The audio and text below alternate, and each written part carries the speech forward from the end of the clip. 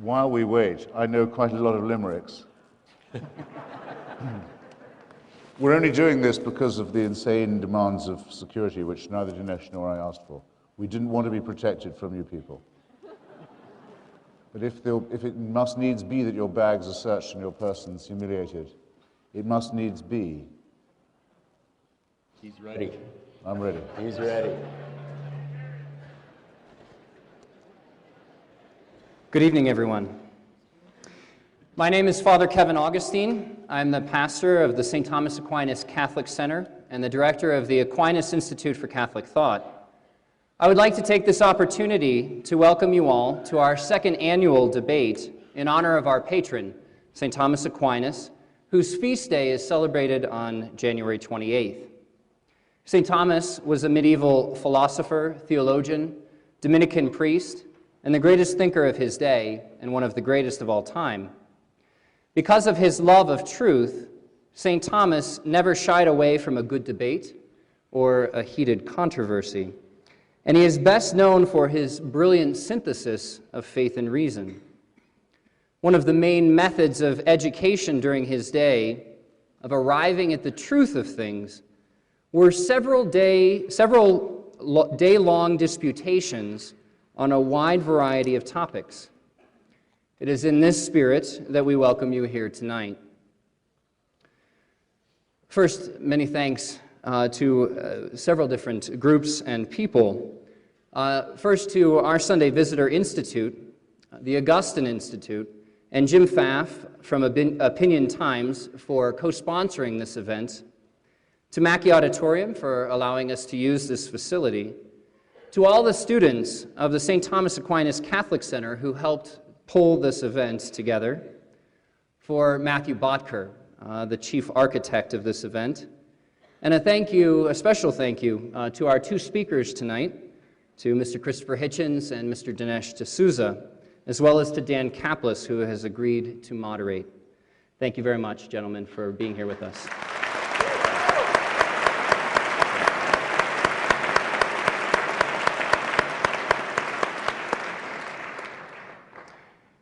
As I'm sure many of you know, survey cards were handed out as you came in tonight. This is a little survey for us to see who has come with what views and to what extent people may have been persuaded one way or another. So, of course, you don't want to fill out those cards until after the debate is over.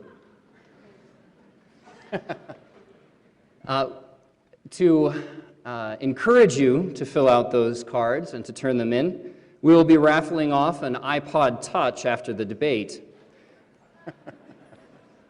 Not sure what that is. Okay.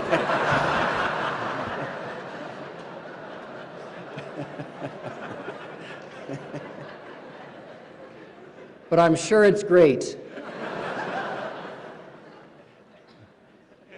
Now, to be entered in this debate, which will take place, off stage tomorrow, and we'll contact the winner tomorrow. To be entered, you must fill out the survey completely, and we will contact you tomorrow if you've won. Please hand the completed surveys to ushers on your way out, or drop them in the boxes just outside the auditorium. The main sponsor for tonight's event is the Aquinas Institute for Catholic Thought, which is the intellectual outreach arm of the St. Thomas Aquinas Catholic Center, which is the Catholic campus ministry which serves the University of Colorado.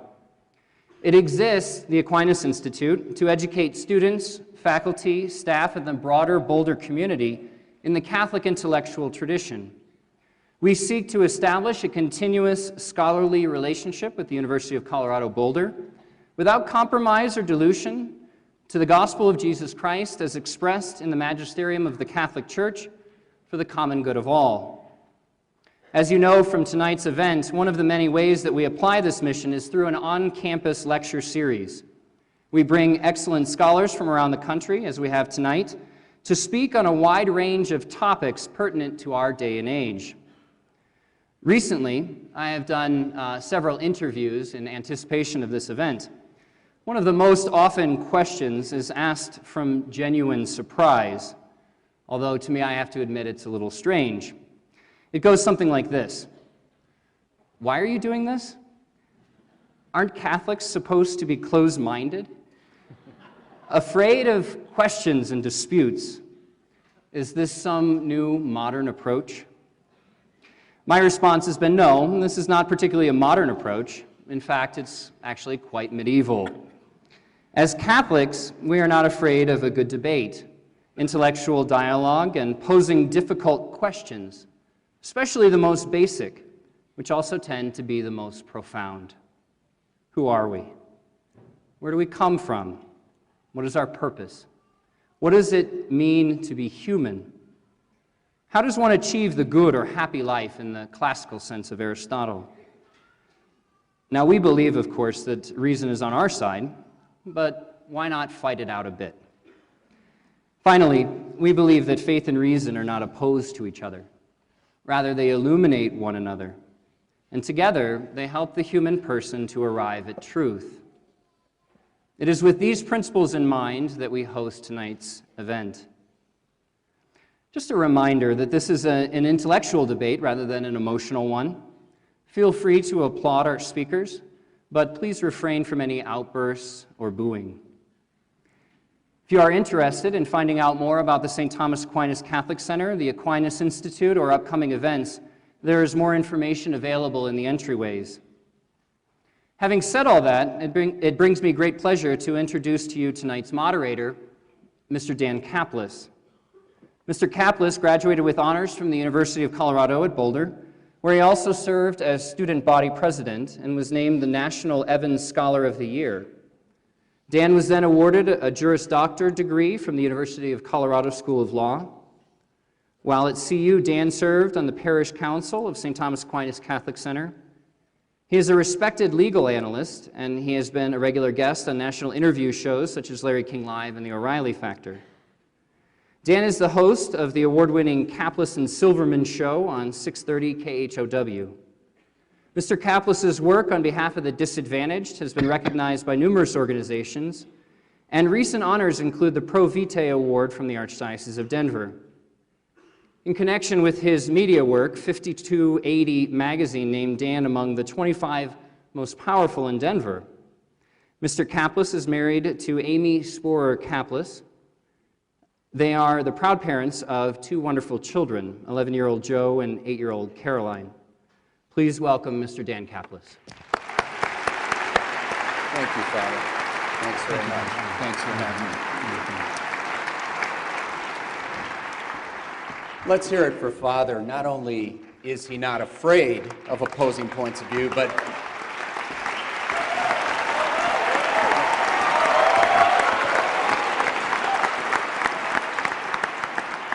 he brings in one of the most brilliant, effective, sought-after speakers in the world on that point of view in Christopher Hitchens. And so we're all grateful for that. Hey, and a quick note about the Thomas Center. Whatever faith background you're from or none at all, trust me, you are welcome there. As a guy who stumbled in there in the turbulent 70s, which make what you're going through look like romper room, it's just a loving, welcoming place, and I'd encourage everybody, whatever age, to drop by the Thomas Center at some point. As Father said, we're not in church tonight. We know that because there are people sitting in the front row, and so that means that you're free to express yourself, but all positive, obviously, tonight. And a confession I have to make, I love prize fights. I love traveling to go to prize fights, but I've looked forward to tonight with these two guys more than any fight I can remember, because there's something about that battle of great intellects, one of the most profound issues in life that's just so much more stimulating than seeing guys, knock each other's heads off. But make no mistake about it, I mean, spending 10 minutes backstage with these guys, they truly want a piece of each other. I mean, they, highly unlikely anybody is going to leave with a broken nose, but these are two brilliant men, and they are deeply committed to their positions, and they are in it to win it. They are here tonight to win, and the format sets up beautifully for that. Unlike those presidential debates, which we all know were anything other than debates, tonight will be. And we're going to go this way. Dinesh will get 15 minutes to open. And then Christopher will have a 15-minute opening. Guy down there taking notes, that's good. If you get all this right, you get a free pass into CU Law School. Dinesh then gets a 5-minute rebuttal, Christopher a 5-minute rebuttal, but then they go mano a mano. They get 15 minutes head-to-head, directly questioning each other, and that's going to be a lot of fun to watch. And then rather than, they've each given up some time at the end with their closing statements to give more time to you, and everybody's grateful you came out on such a cold night and packed Mackey Auditorium. So we'll have a full 40 minutes at the end for audience questions.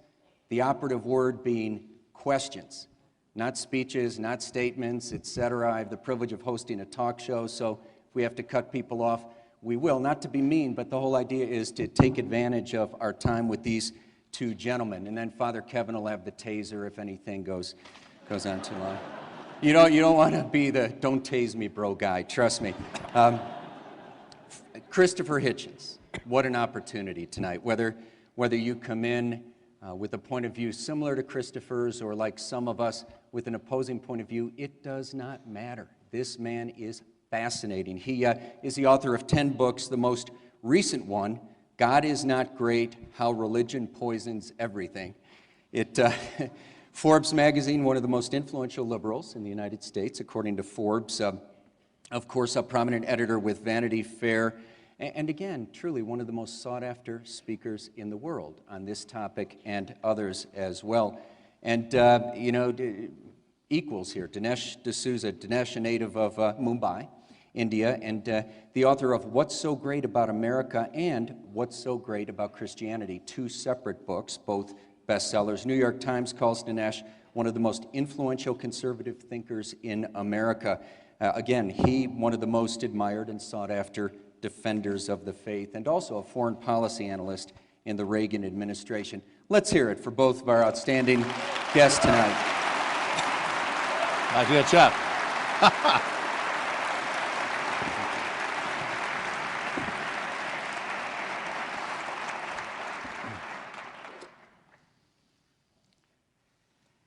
Thank you all very much.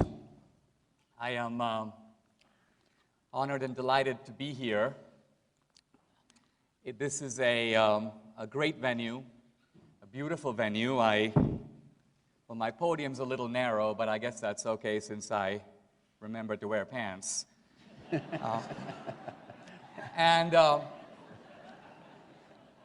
This is not my first debate with Christopher Hitchens. We've actually debated a few times before.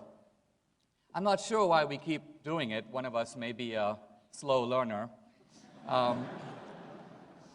But I will say that all of our debates have been totally different. And so I always approach these with a tremendous sense of suspense and anticipation. Well, we're here to talk about what's so great about God. And I want to emphasize that in this debate, which is in not just a secular venue, but the secular venue of Boulder, which may be for me the lion's den. But our approach in these debates, and certainly mine, is to make arguments that in no way depend on the authority of Scripture or revelation, or in no way presume the truth of Christianity. These are arguments that are going to be rooted in reason and skepticism and history and philosophy. In other words, Christopher Hitchens and I are debating with the same weapons. We're debating on the same ground, which is the ground of reason alone. And so in thinking about what's so great about God, I thought I would frame my remarks by beginning to ask, what are the things that are important to not religious people, not Christians, but secular people, and in fact, atheists? I've been skimming some of the books of some of the new atheists to make a list of some of the values that the new atheists, like Christopher Hitchens, Richard Dawkins, the philosopher Daniel Dennett, the bioethicist Peter Singer, what do they care about? Well, they care about the idea of the individual. They care about science as an independent and autonomous enterprise. They care about the equal dignity of women. They care about the abolition of slavery. They celebrate compassion as a social virtue. I want to argue that it is not merely the idea of God, but very specifically the active work of Christianity that brought these very values, secular values, into the orbit of Western civilization, and in some cases, into the world. Now, I'm hardly being controversial in asserting that Western civilization, our civilization, is built on two pillars, Athens and Jerusalem. By Athens, of course, we mean classical reason, and by Jerusalem, I think we mean the combined legacy of Judaism and Christianity. And if you look at a list of what we can for a moment call the atheist virtues, we can ask, is it true that those virtues are ours, shared by believer and non-believer alike, because of this legacy of Athens and Jerusalem? Consider for a moment the virtue of compassion. One can go to ancient Greece and Rome before Christianity and look for that virtue. Aristotle makes a list of the virtues. Compassion, by the way, does not appear on the list. For Aristotle, it's something more like a vice. Compassion comes into the West as a new virtue with Christianity. Or consider something else, the value or preciousness of human life, an important value in our culture. Who would deny? Well, in ancient Sparta, if you were weak or sick, they would deposit you on the hillside in the winter and were quite happy to find you dead in the morning. And that's not even the big scandal. The great thinkers of ancient Greece, Plato, Aristotle, knew about this, but viewed it with relative equanimity. It was to them not such a big deal. And why? Because the sanctity of human life, the preciousness or sacredness of life, was simply not a cardinal value in classical antiquity, in Greco-Roman civilization. That became important to us with Christianity. Sam Harris, in his book, The End of Faith, says that the Christians bear a big responsibility for slavery. And yet slavery has existed for millennia in every known civilization. For many centuries, slavery needed no defenders because it had no critics. It was like the family, taken pretty much for granted. Only in one civilization, the civilization called Christendom, did slavery become controversial. And some people say, well, we had to wait till the Enlightenment and the modern period for that to happen. Not true. Slavery was in fact withered and abolished in Western civilization and in Europe, largely between the 4th century and the 10th century. Then there was a second anti-slavery movement in the modern era, in which groups of Quakers and evangelical Christians began to take the idea, a theological idea, that we're created equal in the eyes of God, and to draw from that a political lesson. Namely, no man has the right to rule another man without consent. And by the way, this idea becomes not only the moral root of abolition or anti-slavery, it's also, if you think about it, it's also the moral root of democracy. Why? Because democracy is based on the idea that no man, no person has the right to rule another without consent. And so the point I'm trying to make here is that whatever you think of God, even if you're not a believer, it seems to me to be the beginning of intellectual and historical honesty to acknowledge that all of us, Christian and non-Christian alike, are in fact standing on a pillar that we ought to respect and acknowledge. In some senses, even the values that Christopher Hitchens stands by would not be here, and he wouldn't hold them if it wasn't for the role of Christianity in the world. I want to suggest that even modern science is rooted in not just theist, but specifically Christian assumptions. This seems a little bit strange to some people because they say, oh, science is based on reason, but religion is based on faith. Actually, that's not so. Science, too, is based on 3 faith-based propositions that can in no way be derived from reason, and in fact are the direct legacy of Christian theology. What are those 3 faith-based propositions? Number 1, we live in a rational universe.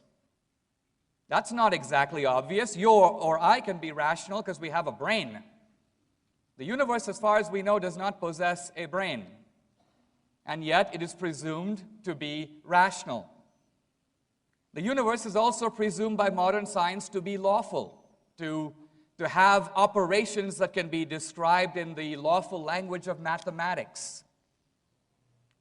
And finally, not only is the universe presumed to be rational and lawful, but the rationality of the world out there is presumed by modern science to be mirrored in the rationality of our own minds. If you think about it, that's the strangest fact of all. Your brain is made up of atoms and molecules and neurons and circuits. Why should all the whirring that's going on in here have a one-to-one correspondence with the rotation of the planets, or E equals mc squared, or any of the stuff going on out there? Why should there be a match between the two? What is the reason? There is, in fact, no reason. Now, if you're a Christian, all of this makes a certain kind of sense to you. You can say, I believe God is omniscient, which is another word for super-rational. So, hey, He made a rational world. I believe God's a lawgiver. He gave us the moral law, the 10 Commandments, let's say. So it's not too surprising He gave us the physical law, the laws of nature. And we believe we're created in the image of God, which is to say we have in us a spark of that divine rationality. And therefore it's not entirely mysterious that we're capable of comprehending, of apprehending the world out there. But my point is, if you're an atheist, you've got to take these things 100% on faith. Notice that it's no accident that modern science, the scientific method, laboratories, verification, checking, did not develop simultaneously in all cultures. It developed in Western culture. And this, I believe, is the explanation for it. Now, what's so great about God? I think one thing that's great about God is that He has given us a universe adapted or finely tuned for life. Here's what I mean by this. I don't mean that we live on a lucky planet that happens to be the right distance away from the sun.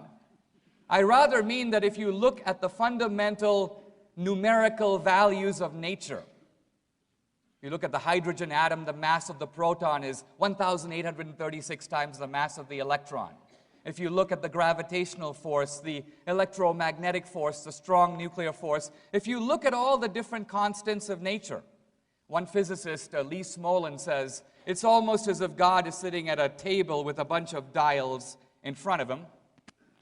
What happens, modern science asks, if the scientists sneak into the room, each dial now reflects a certain numerical value of nature? What if you fool with the dials? Change them a little bit. This issue, by the way, is discussed by Stephen Hawking in his book, A Brief History of Time. And Hawking points out that if you touch one of the dials, he's talking about the rate of expansion of the universe, and you move it, not 10% or 1%, but 1 part in 100,000 millionth million, you would have no universe, you would have no life. What does this mean? What it means is not just our planet, but the entire universe has to be as big as it is and as old as it is and have precisely the numerical values that it does, because if it didn't, we wouldn't be here. The universe appears to be a kind of giant conspiracy to produce, well, us. And I think we owe a little bit of a thank you note to God for that one. Or perhaps Christopher Hitchens will come up with a better explanation. Now, I think we also need to be grateful to God, if you will, because of something that we have uniquely that makes us human. Something that in some strange sense almost appears to defy natural explanation. And by natural explanation, what I mean, of course, is not just the explanations of evolution or Darwin, but in a deeper sense, the explanation of being captive to physical laws. While all objects in the universe operate according to fixed laws, a stone, for example, has no choice but to roll down a hill. A cheetah has very little choice but to run after an antelope.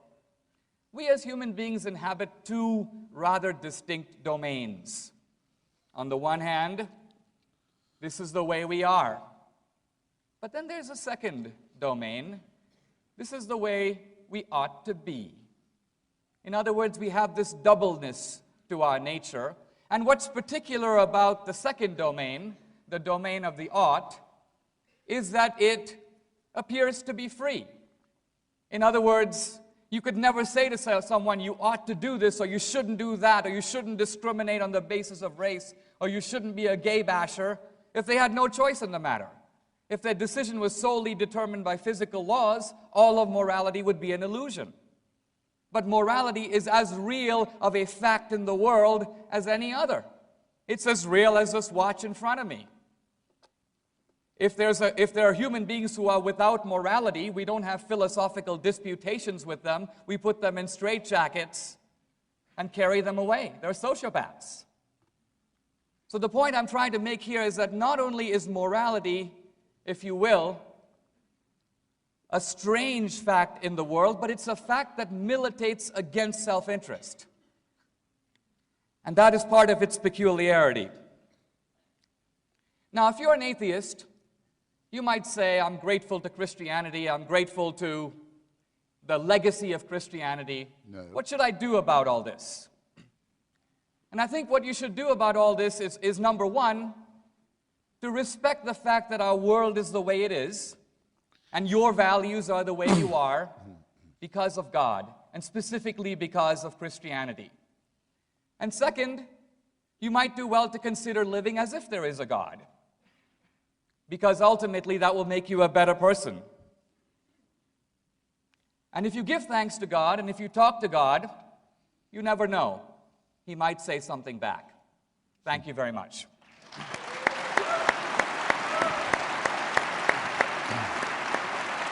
Shall I just do it? Yes, sir.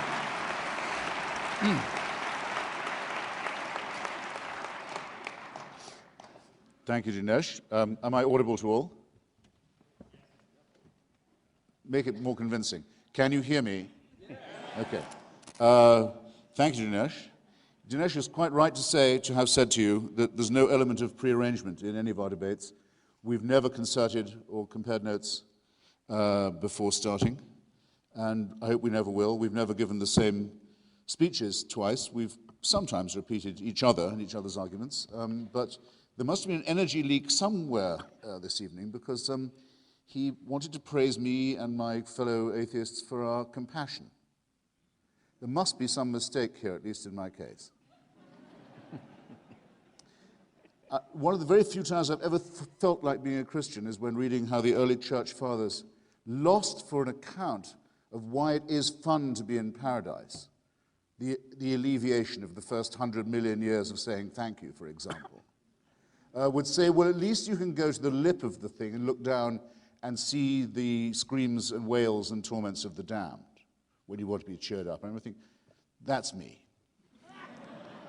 I'd be religious on that basis. One of my very few pleasures, actually, is crowing over the misfortunes of other people and trying to add to those misfortunes. And I'm hoping, in fact, to score a few points of that sort tonight.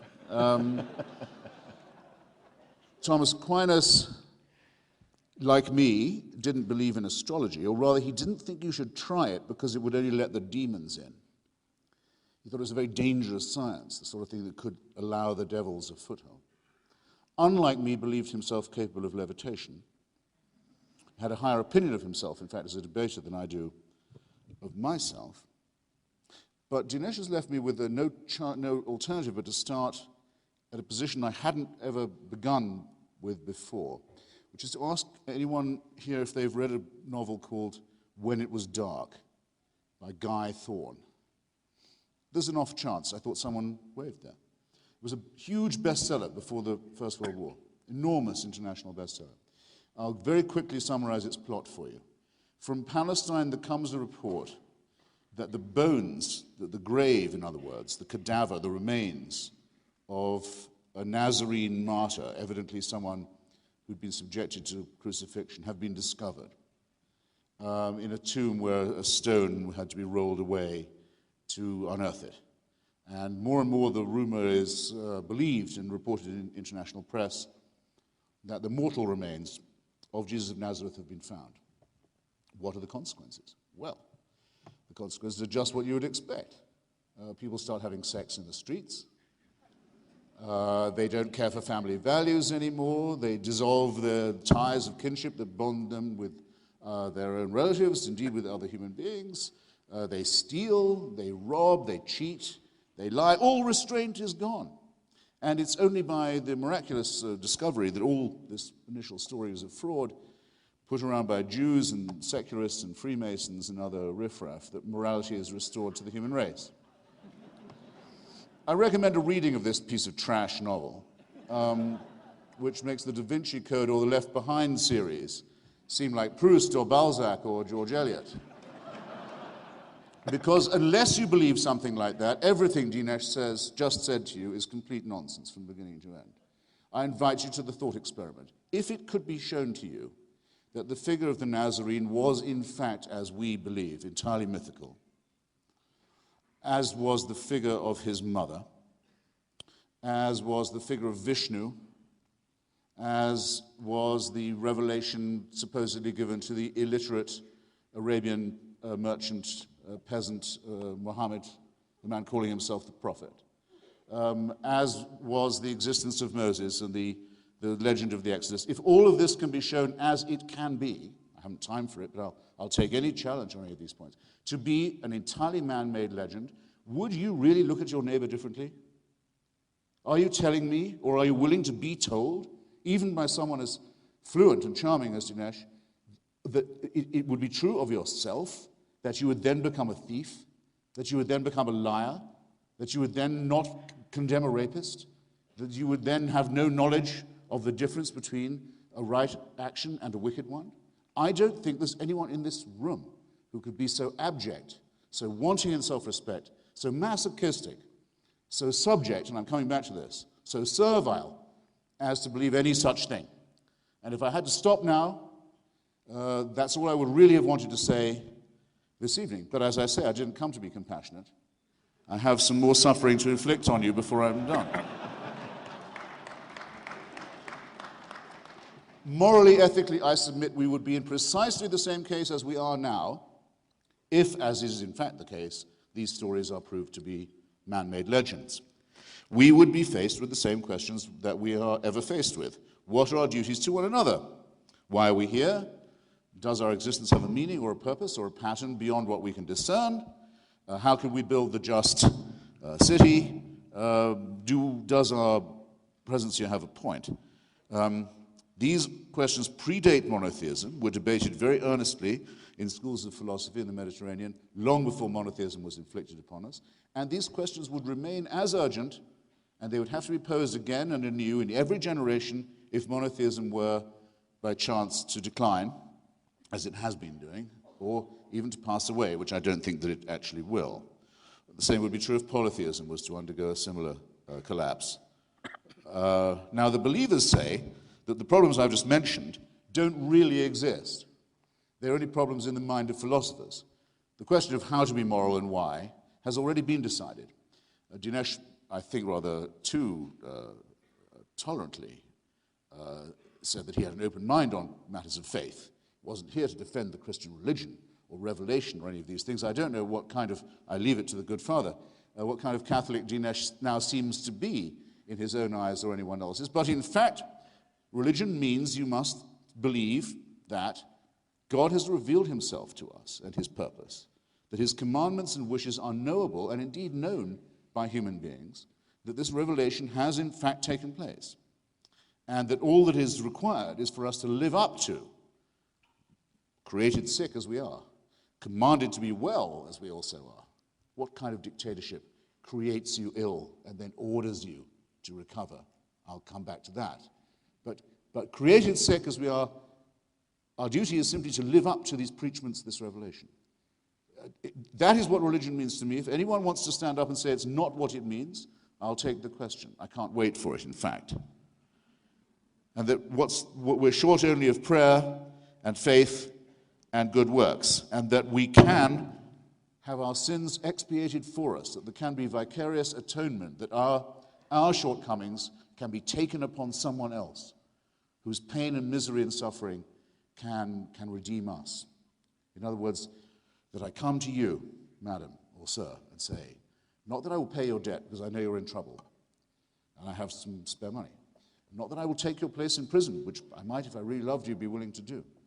Not that I would take a risk for you, put my own body in front of yours to prevent suffering from falling upon you or coming upon you as I would with a child of mine. But know that I can take away your sins, that I can make them go away, that vicarious redemption and expiation is possible. In other words, that personal responsibility means nothing, that you can throw your sins onto a scapegoat. And rightly is scapegoating considered by us to be a contemptible term, a contemptible verb. No, it won't do. It won't do morally. It won't do ethically. And there is no reason to suppose that any such moment of vicarious expiation or redemption ever took place. Now, when I said in my subtitle, this is a lousy microphone, isn't it? Or is it only for me? When I said in my subtitle that there's something about religion that poisons everything, I know publishers like controversial subtitles, but I was willing to stand by it, and I knew people would say everything. I mean, cricket, tantric sex, Chinese food. Yes, I sort of do mean, in a way, everything. For this reason, it attacks us in our deepest integrity, in some of the ways I've just tried to describe. It says we don't ourselves have any innate knowledge of what's good or wicked. We couldn't, on our own responsibility, out of our own self-respect, decide upon an action in this way and decide to defend its integrity. We would need divine permission and maybe even a human sacrifice or two to ram it home. For this to occur, and I go on to say that it makes intelligent people say stupid things, and it makes decent and kindly people do and say very cruel things. And I'll just give a couple of examples. What would you say, Dinesh, was the lifetime now established scientifically of Homo sapiens? Francis Collins, the Christian chairman of the Human Genome Project, thinks it could be 150,000 years.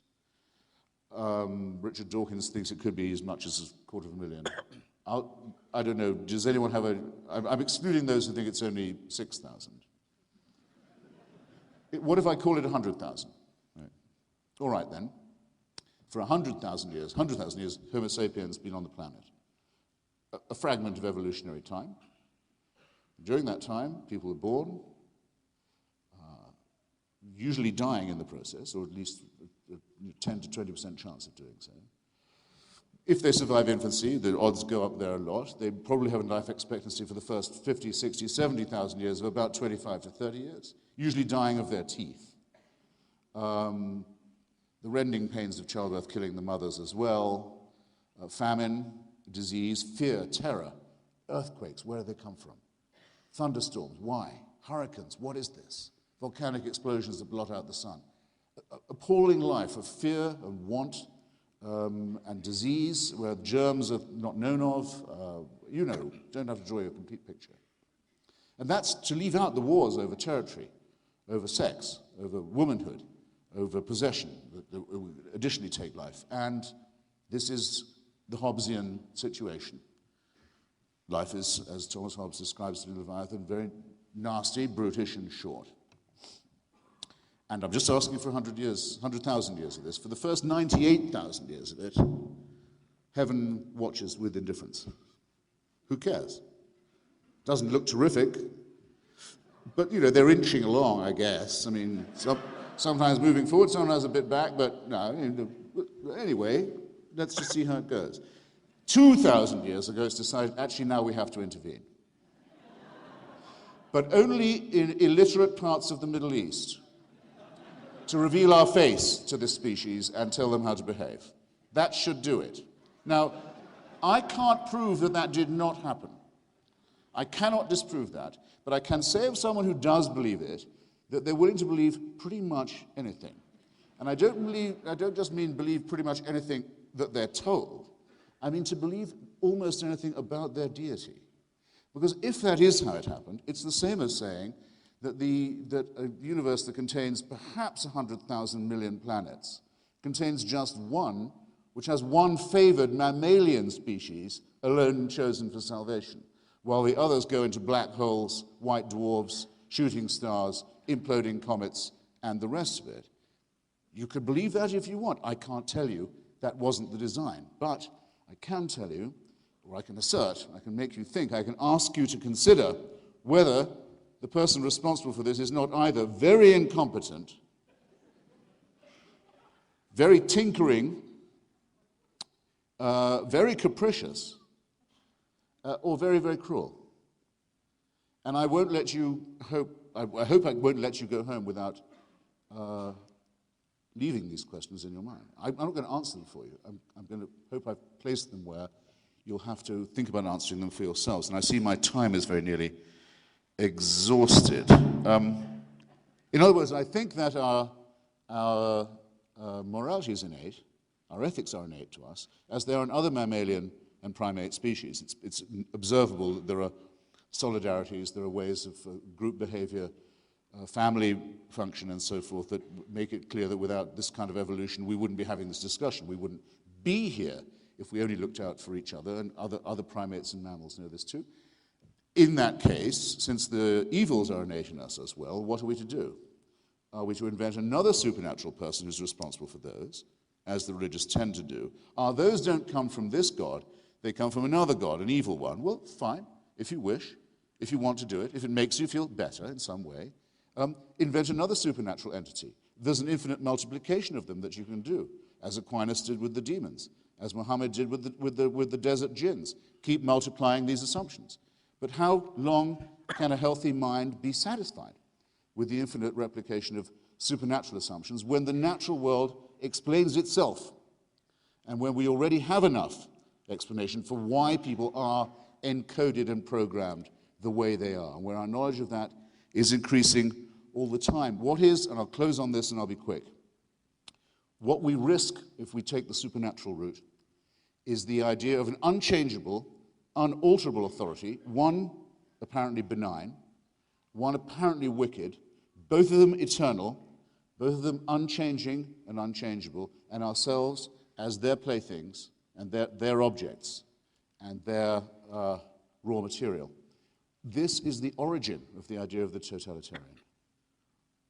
This is where the idea of tyranny begins, with the eternal, unchanging, tyrannical authority, where we must try with our poor powers to guess what's wanted of us and to spend our lives on our knees. I say the beginning of emancipation is to repudiate this antique serfdom and all the contemptible and often laughable superstitions that it requires for its maintenance. And the job can be begun tonight, and I invite you to join me in doing so. Thank you.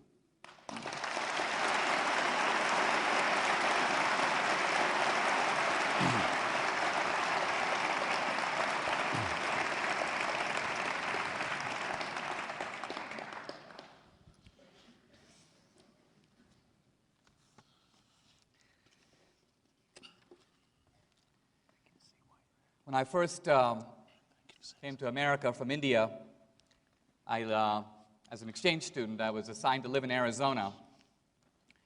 One of my first entertainments was to go to a rodeo. I feel like I'm back at the rodeo, by which I mean in listening to Christopher Hitchens, I see a point here, a point there, but also a lot of bull in between. Come on, baby, I could have said that.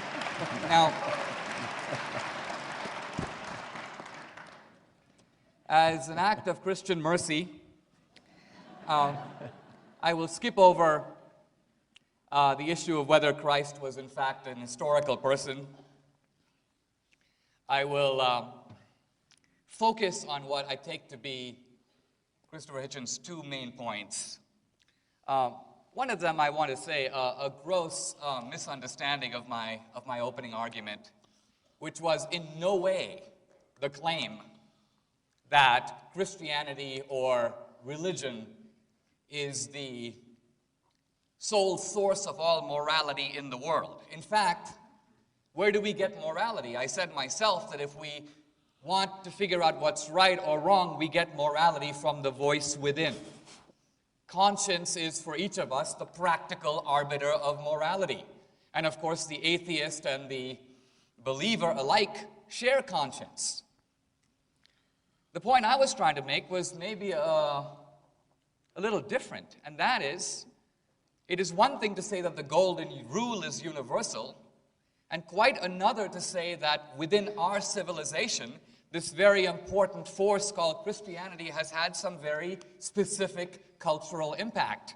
That's not to deny conscience. It's not to claim that in the absence of Christianity, there would be cannibalism and genocide. But we would be a very different civilization. How do we know that? Historically, ask yourself this question. Slavery is universal. Who can name an anti-slavery movement outside of Western civilization? Well, I can. There's always been one group opposed to slavery. That group has been called slaves. But I'm talking about something different. I'm talking about Abraham Lincoln's idea, as I would not be a slave, so I would not be a master. That's remarkable. Lincoln doesn't want to be a slave. We know that. He doesn't want to be a master either.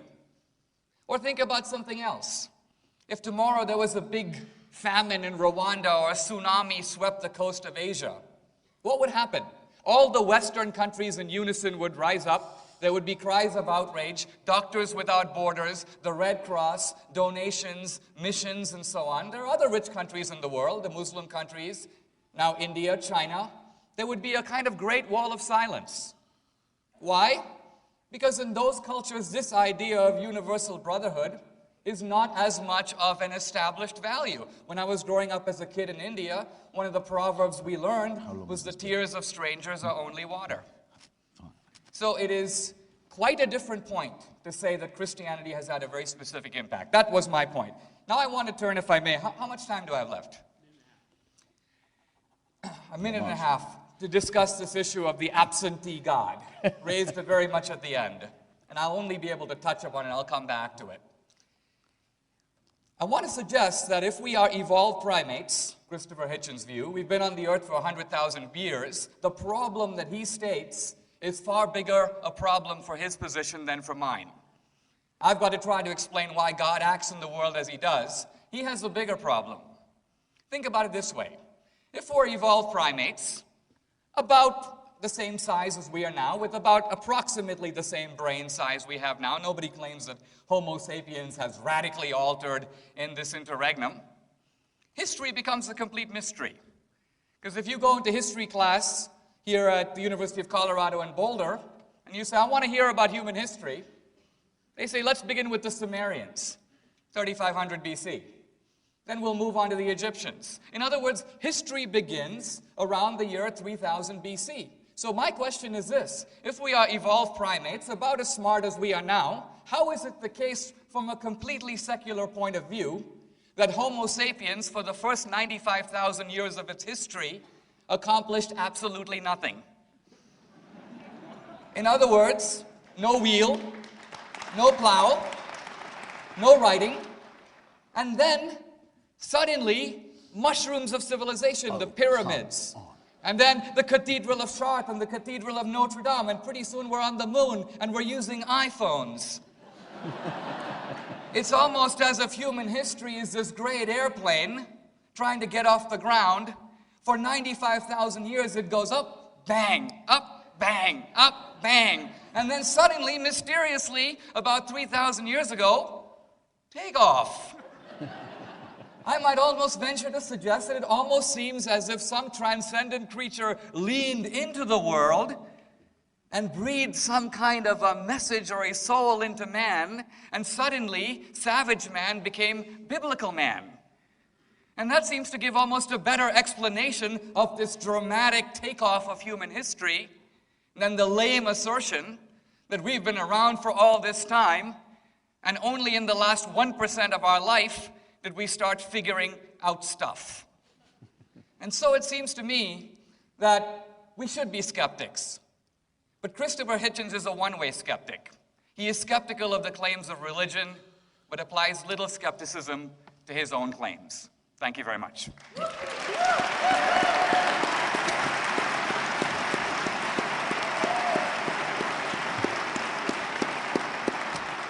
done. Well, now, Mr. Chairman, I have to take back some of the nice things I was just saying about Dinesh. One of them has to do with the prearrangement. I've heard him make that point about the bull's horns so many times now. Tonight was the lamest. I've also heard him try it on other people. I hope this is the last time I have to hear it. I noticed it didn't go down that well. It's because it's not that good. He was also never at that rodeo. To his second point, which I can scarcely believe I have heard made, let alone, and some of you should blush on your way home, let alone applauded. Yes, of course, the reason why civilization stopped being barbaric and why stuff started to happen was the arrival of monotheism. I mean to say, there is a one-word refutation of that, I think. Do you want to know what it is? You've guessed. This is a university, China.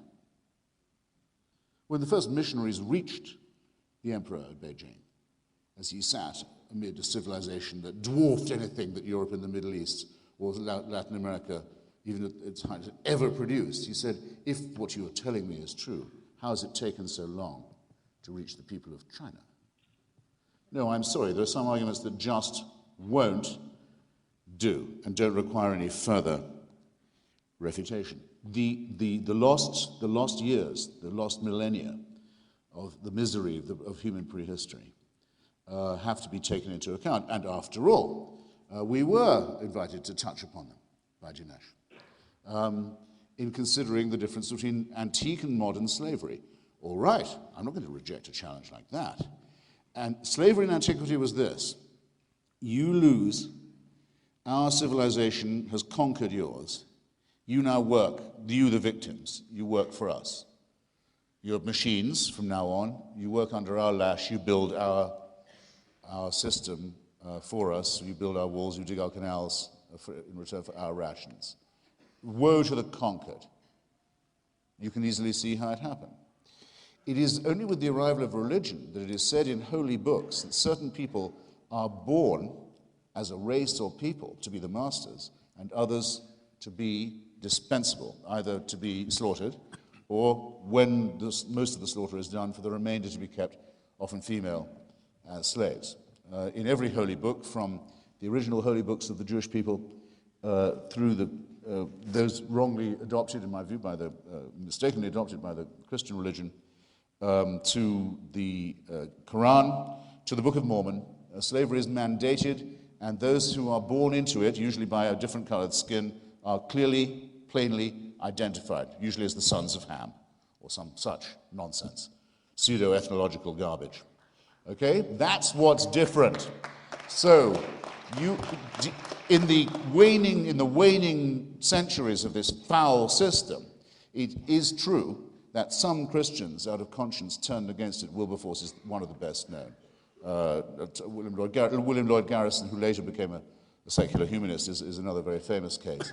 But it was never not the case, and this is what Abraham Lincoln pointed out with such irony and bitterness. It was never not the case that all the justifications for slavery were religious too, and that all the leaders of it, and all the profiteers of it, were taking their text and their authority from the Holy Scriptures. That's what you can't get over. And that's what you can't accuse the Babylonians and the Sumerians of doing. So my point remains exactly what it was. Not that religion doesn't make people behave better, because it quite plainly does not.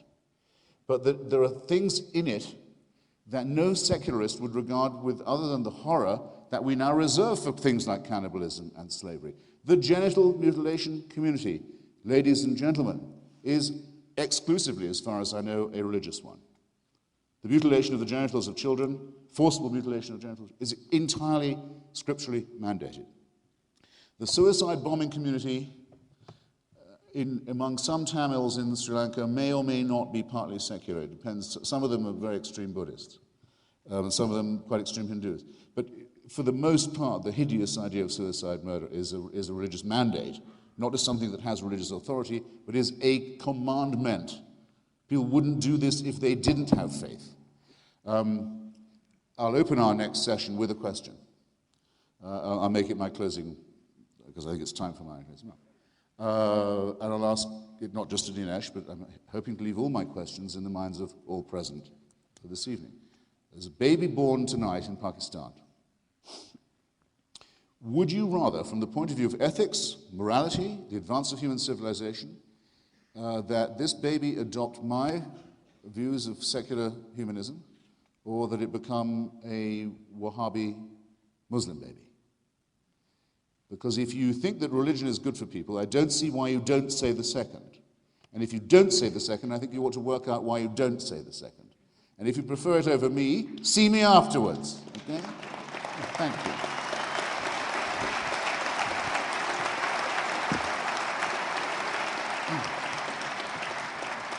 As great as the conversation has been so far, it's about to get better, because at this point, the gentlemen will go head-to-head, and they'll pose questions to each other. I'm back.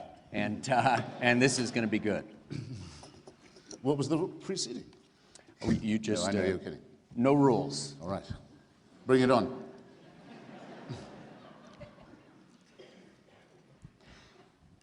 I think I would agree with you if given the choice between the Hitchens philosophy or Wahhabi Islam, I'd have to go with you, Christopher, although by a fairly narrow margin.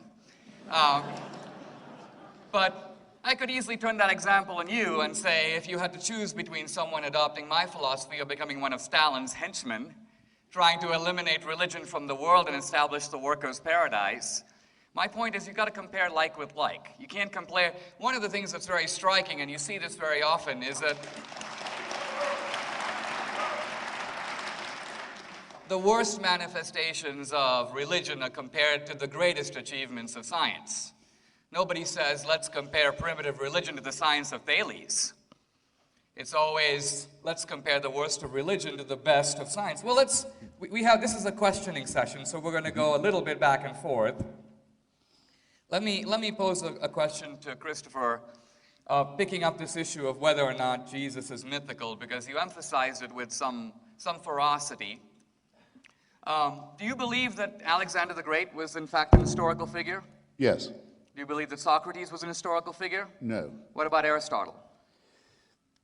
We think that it's a sure thing that Aristotle was the tutor in philosophy of Alexander of Macedonia. The figure of Socrates is not known to us except through descriptions of him by, I have to use the word, later disciples. But it doesn't matter, you see, I can still say I'm for the Socratic method. Well, I think nothing depends for me on the demonstration of his physical existence, it's a matter only of ideas. No, the point I'm trying to get at here is this, and I'm trying to show the way in which you are essentially abandoning all canons of historical scholarship when it comes to the ancient world. You're applying a standard to Jesus that you'd never apply to other figures, which, I mean, I don't know if there's a philosopher in the world who considers Socrates to be entirely mythical.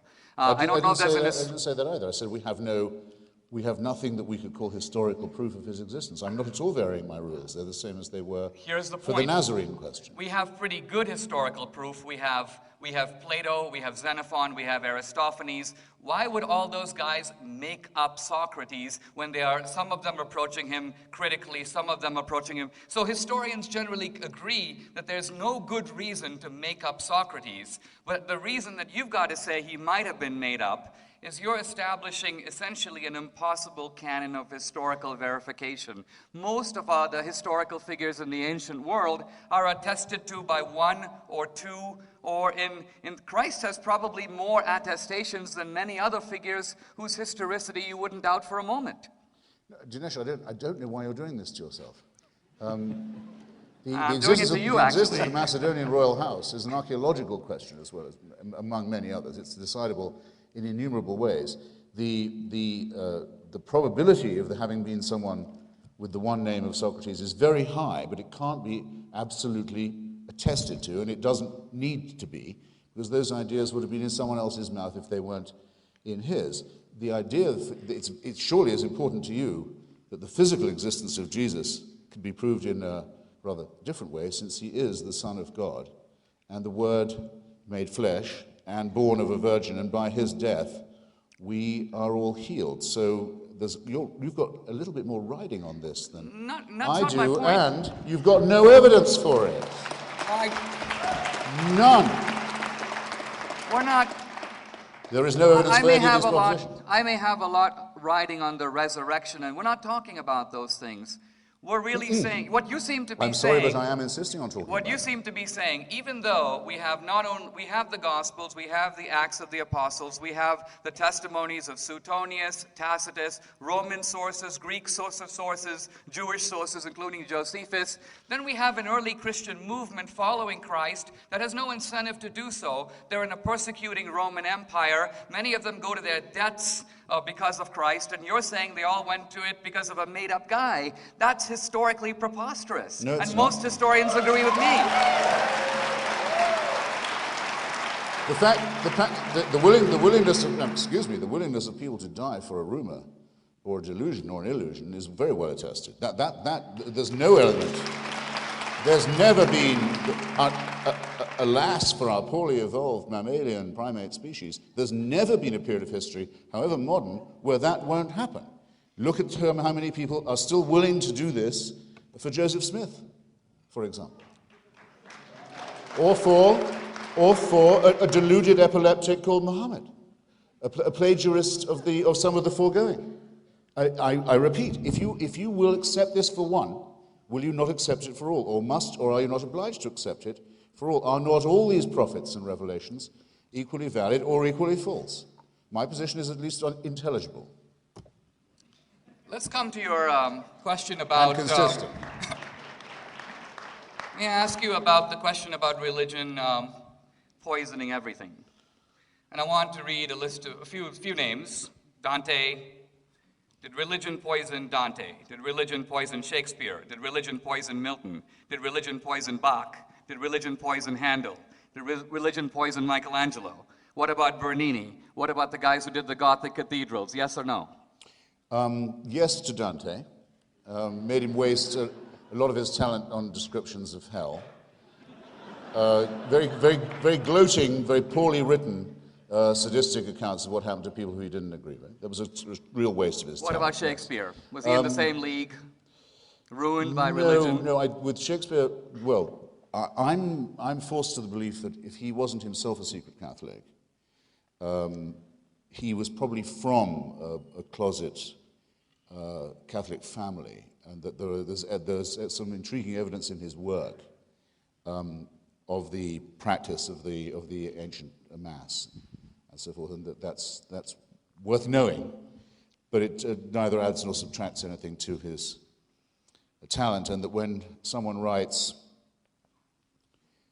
when in disgrace with fortune and men's eyes, I all alone beweep my outcast state, and trouble deaf heaven with my bootless cries, and look upon myself and curse my fate, wishing me like to one more rich in hope, featured like him with friends possessed. You want to ask two things. One, who is this person of whom Shakespeare is jealous?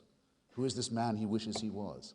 Who is the man who has so many more talents, more friends than him? And second, he got it right about deaf heaven and troubling it with his bootless cries.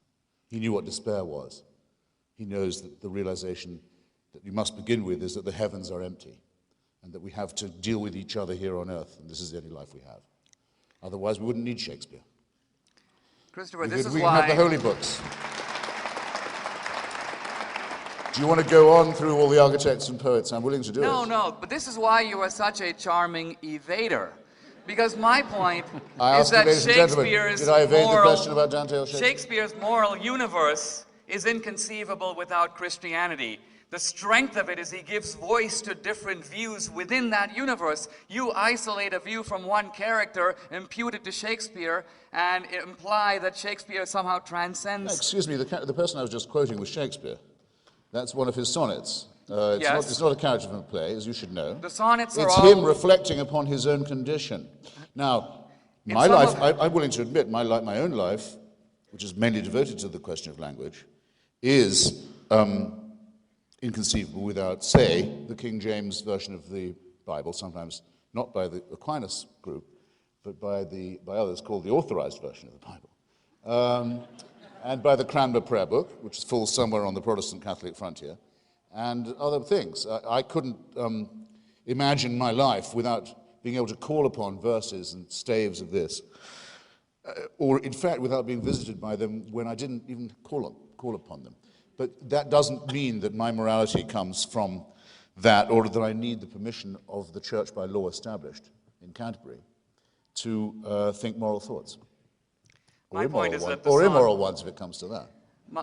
The point you're missing is not the King James Bible, but the sonnets have narrative voices behind them. Some of them are said by a young man. Some of them seem to be said in a homosexual tone. Others are clearly heterosexual. So in literature, because someone wrote a sonnet, that doesn't mean it's their opinion. But it's your turn to ask me a question. Well, you know that, I suppose one of the things that most upsets and depresses and alarms and nauseates secular humanists is the sectarianism or any appeal to it. In other words, I didn't want Rick Warren at the inauguration, not just because of his apparent...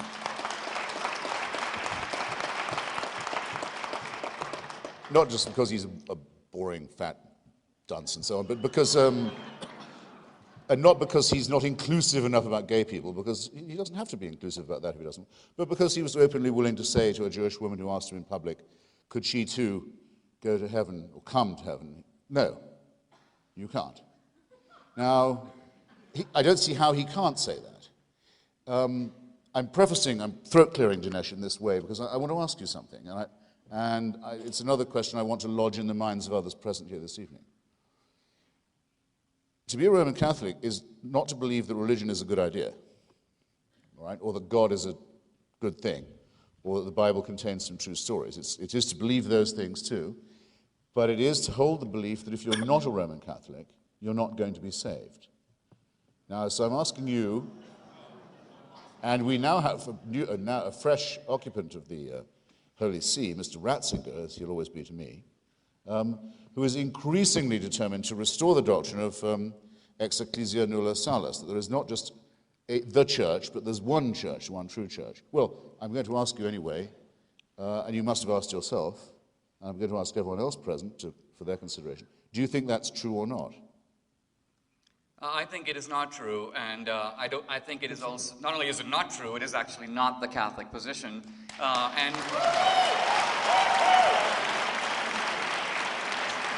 Stand up, that man. And to go even further, I don't even think, I think you've got to be careful here because... I was trying to be. Even from an evangelical point of view, you mentioned Rick Warren, and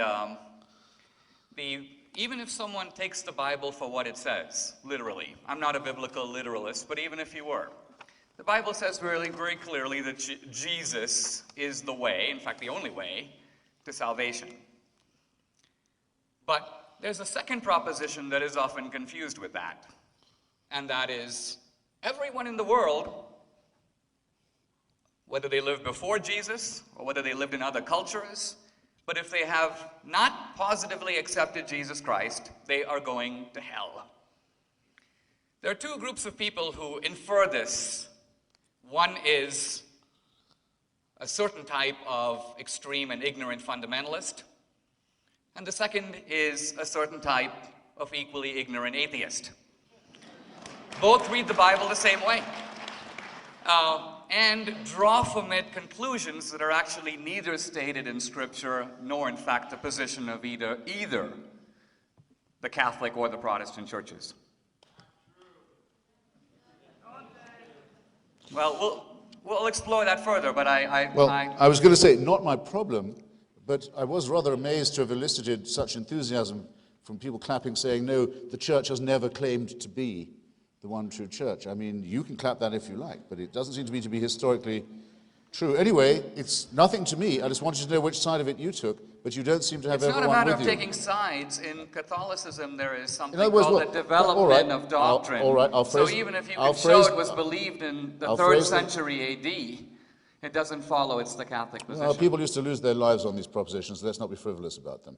Then, if you want me to be ecumenical, I'll be ecumenical then. Do you think that it is better to be, and more likely to lead to your salvation, to be a Christian than another kind of monotheist? Of course I believe that. Can I ask you on what grounds that your superior claim rests? That it makes you better than a Muslim or a Jew? Certainly. Give me a minute to lay it out. By all means. And I'm going to tie my hand behind the back by doing it in purely secular terms. Let me start with a proposition I think no one in this room would disagree with. Things in the world are not what they ought to be. Anyone disagree with that? No. That means we live on two levels, don't we? We live on this is the level of the way things are. Let's call it the human level. But we all know that there is a second level. That's the way things ought to be. Let's just perfect goodness, perfect beauty, truth, and so on. So you have these two levels. Let's call them for a moment the human level and the divine level. Now, all the religions in the world are aimed at trying to ask, how can this chasm between the human level and the divine level be bridged? You ask about Judaism and Islam, so I'll refer to those two. The Eastern religions have one solution. I'll set it aside for a moment. Judaism and Islam jointly believe, and I say jointly, they believe it in slightly different ways, but the solution is similar, that the way for this chasm to be closed is for human beings to build a certain kind of a ladder from man to God. What is the shape of this ladder? When in Islam, it's the 5 pillars. Pray 5 times a day, observe Ramadan, do charity, go to Mecca. In Judaism, it may be different. Dietary regulations, and so on. But the idea is these are human efforts to ascend to God. Christianity is different, maybe not better, but it certainly is different in declaring this project wonderful and noble, but impossible. That this human effort, however gallant, cannot close this enormous gap. If the gap is to be closed, now maybe as an atheist you say it can't be closed, but if it is to be closed, the Christian belief is it has to be done from the other side. In some mysterious way, God has got to condescend to the human level, and that's the role that Christ plays. He's the emissary, if you will, from God to man. Now, notice that here I haven't appealed to Scripture. I haven't quoted the book of Leviticus or the Gospel of Matthew. I've given, in my own best way, a certain anthropological account of the human problem. I've given the ways in which different solutions are proposed, and I leave it to you to examine which solution is the most plausible. I'm saying the Christian view seems to me to make the most sense. If indeed this great gap can be closed, it seems to me that it has to be closed the Christian way. The other way can make progress, but even though good, it isn't going to be good enough. Fantastic. So you'd make a really good Muslim, in that the main profession of faith, the only real profession of faith a Muslim has to make is there is one God and his messenger, his emissary, the crosser of the gap, is the Prophet Muhammad. I mean, you have just as perfectly stated that, restated it, as one could have wished. I wish you joy of it. I'm sorry, I wish you joy of it. Either I didn't hear you or you have just issued a whopping non sequitur. So I'll give you the benefit of repeating it. Which is a perfect point. You said that the gap could only be closed if God sent an emissary. That's what makes Christianity different. I appeal to the audience. Did I misstate that? Did he not say that? Did you not say that? I did say it, and yeah. but what is the profession of faith of Islam? There is but one God, and Muhammad is his messenger to us. That's all you need to be a Muslim. Here, if I can briefly answer, then we'll go to questions. Do you think Islam is man-made or God-made? Do you think that God spoke through us to Muhammad, or that only Muslims are under this wrong impression? That God's only appeared to us once, here, let me through the Nazarene. Here, let me give the Muslim answer, which is that Muhammad was solely a man. That's not my answer. That's the Islamic answer. Islam is different from Christianity. In Islam, Muhammad is in no way considered to be God's special messenger. Muhammad is believed to be the illiterate and unworthy recipient of Allah's revelation. He does in no way occupies the same position in Islam as Christ does in Christianity. So the equivalence that you're suggesting between Christ and Muhammad is simply wrong. It's crossing the gap in the same direction, though, isn't it? Surely.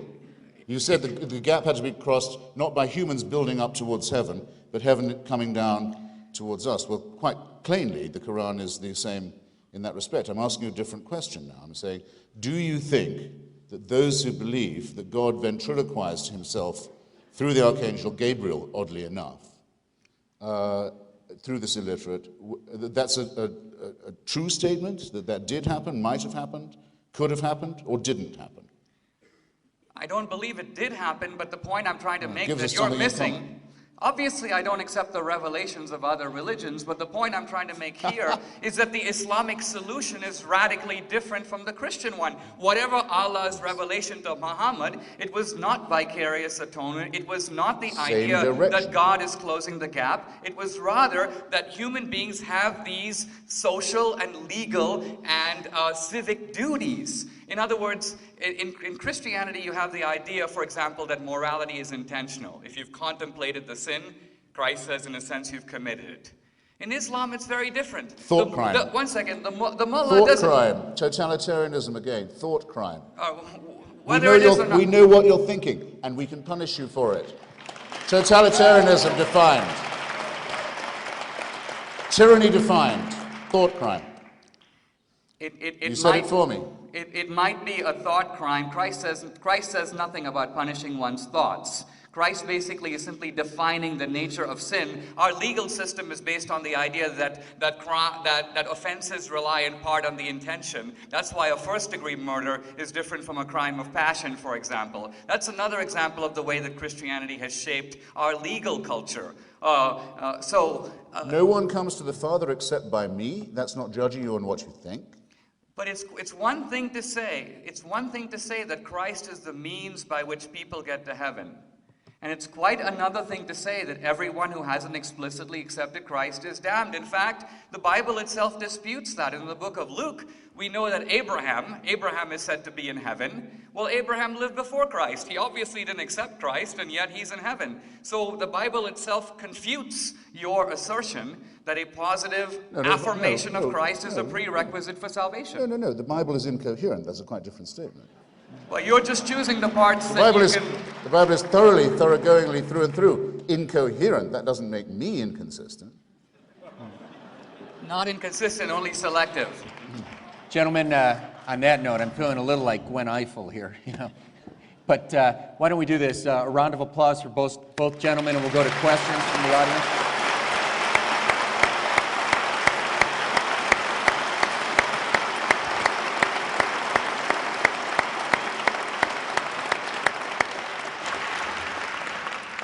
Fantastic. As I mentioned earlier, both gentlemen have given up some of their time, so we'd have more time for questions. We'd ask the questioners to be as focused, precise as you possibly can, and put it in the form of a question, please. Sir? Very nice. Deferring, sir? Thank you, gentlemen, both for your wonderful remarks tonight. My question may be an entirely whole new debate. I'd like to hear both of you respond, but in particular, Mr. Hitchens, I address this question to you if I can't get response from both. Mr. Hitchens, how would you define or delimit what we mean by a person, and what is our innate duty to another person? Well, I think the word individual is a well-chosen word for our description. In other words, you can't boil it down any further. However much you talk about the society, the tribe, the species, and so forth, you're stuck with the fact that it has to be made up of members who are a bit more than atoms. So individual is a person, someone who can't be further subdivided. Hope that will meet your rather bizarre question, I have to say. The second is, how do we know what our duties to one another are? Well, what we know is that without a certain solidarity is my preferred word for it, without an understanding that there's a common interest as well as one's own raging individual demands and needs, which have always been understood at all times to be, in the case of any one person, insatiable, that unless these can be married in some way to a concept of the common good, then the enterprise isn't possible. And if this wasn't true, then of course we couldn't have had a human society, however primitive to begin with.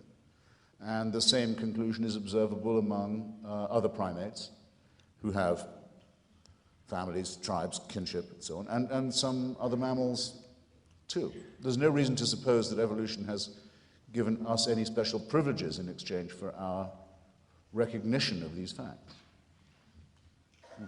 Thank you. Can we each take a Please. brief?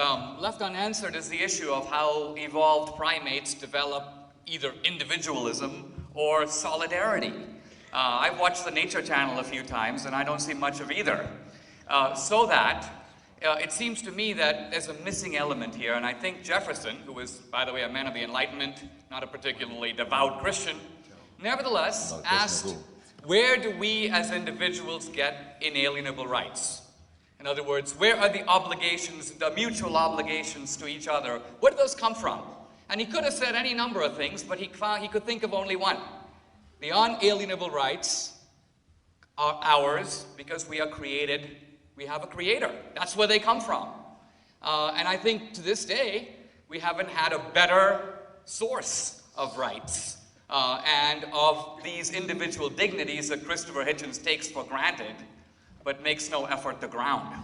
Okay, then I'll have to, if you don't mind, because as a minor member of the Jefferson Biographer Club, I'll just have to say what I think about that. It is true that the Declaration speaks of inalienable rights from a creator. But in my opinion, this is a negation of what had been, up till then, the only way right was ever mentioned, which was that there was a divine right of kingship. If you recall, that's what was being overthrown. Had already been overthrown in part in Britain, was being overthrown in the United States. The claim of the king to have his authority from the creator was false. Now, if that claim is false, and I believe that it is, there is no divine right of kings, you can do one of two things. You can either say, well, if there are rights, then everyone should have them and claim them from the creator, which is a sort of tautology. Or you can say that rights don't come from a creator, that they are innate in us and in our species, and we'll get the ones we fight for and defend. We won't get the ones we don't. And most of the time, we're defending these rights against theocracy. May I be offered just one thought? I think you are right that Jefferson is opposing divine right, but here's the truly profound thing. Rather than deny divine right completely, Jefferson makes a very different move. He transfers divine right from the one to the many. In other words, Jefferson shows by his statement that he agrees with divine right, but the divine right is not conferred on the monarch. It is conferred on the people as a whole. Well, but that's precisely the error I was just identifying. If you can suck one right out of your thumb and call it divine, why can't you say, well then, oysters have the same right, that it comes from their creator? There is no, as you yourself have pointed out, with the rights industry, no real limit to this, especially if you attribute it to the divine. Generally speaking, though, the struggle for rights is a struggle for humans to assert themselves against other humans who want to oppress them in the name of God. Do you mean, sir, that we do not have an... Well, it's me again, the questioner. Yes, sir. Do you mean then... You suddenly seemed a little, what shall I say? Omniscient? It just came from somewhere else. Gave me a nasty turn. Yes, please, go ahead. Do you mean then that we do not have any innate rights towards each other other than what we assert by force? Did I hear you right? Or did I hear you wrong? I tend to agree with those who've said that the concept of right, of recht, is a human creation, that it's an arbitrary creation, yes. And that we'd be better to say that we get the ones we fight for, that we don't get the ones we don't, and that our duties and solidarities with each other are mandated by evolution and are not in any sense predicated on anything supernatural. Thank you. Sir? My question is looking a little bit more forward. You mentioned earlier, imagine if Jesus Christ had been proven to no longer be God or God's Son. Imagine, if you will, a future where science is accepted as a total dogma of thought and reason is the ultimate arbiter. In that world, would humanity not find its own ways to tribalize again and have its own strife? There's the TV show South Park has a funny episode about this, where they actually say in the future they fight over science as opposed to fighting over God.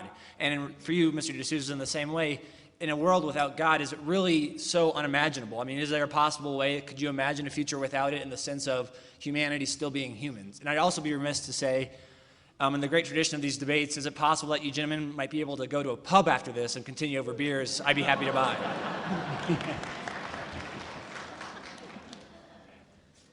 On the second point,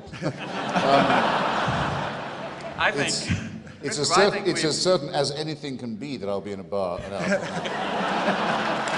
And Dinesh quite often, Dinesh and his wife have often joined me there.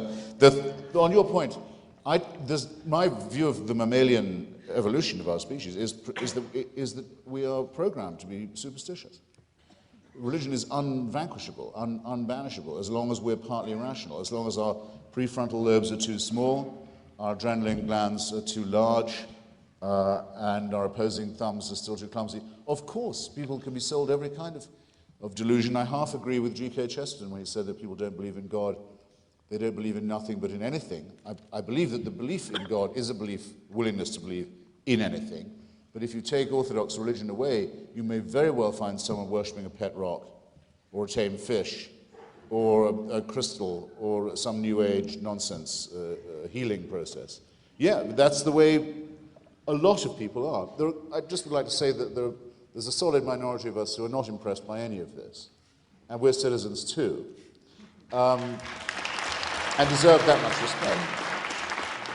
A tiny thing, just to reignite the disagreement that Dinesh and I have. He said science is based on reason. I don't think that's absolutely necessarily true, because humans aren't based on reason.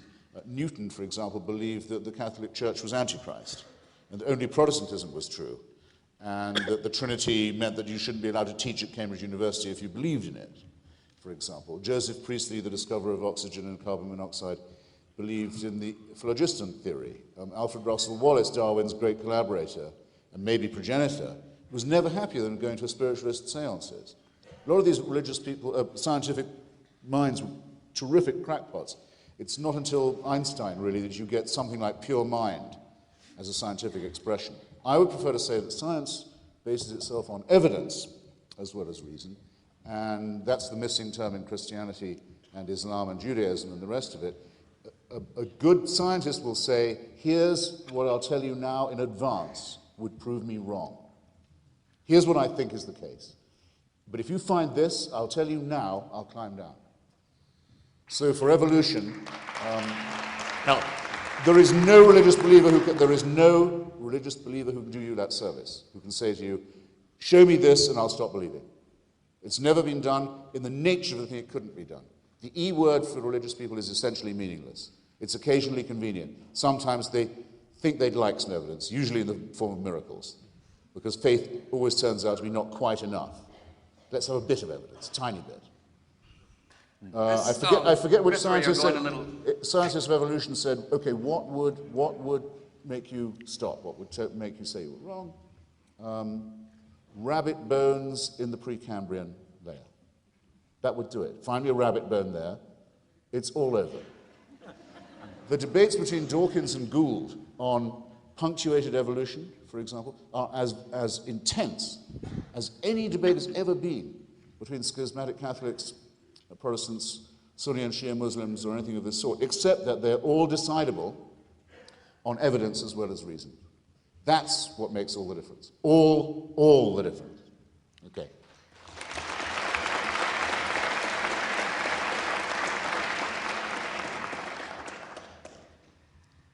Here's the problem with that statement.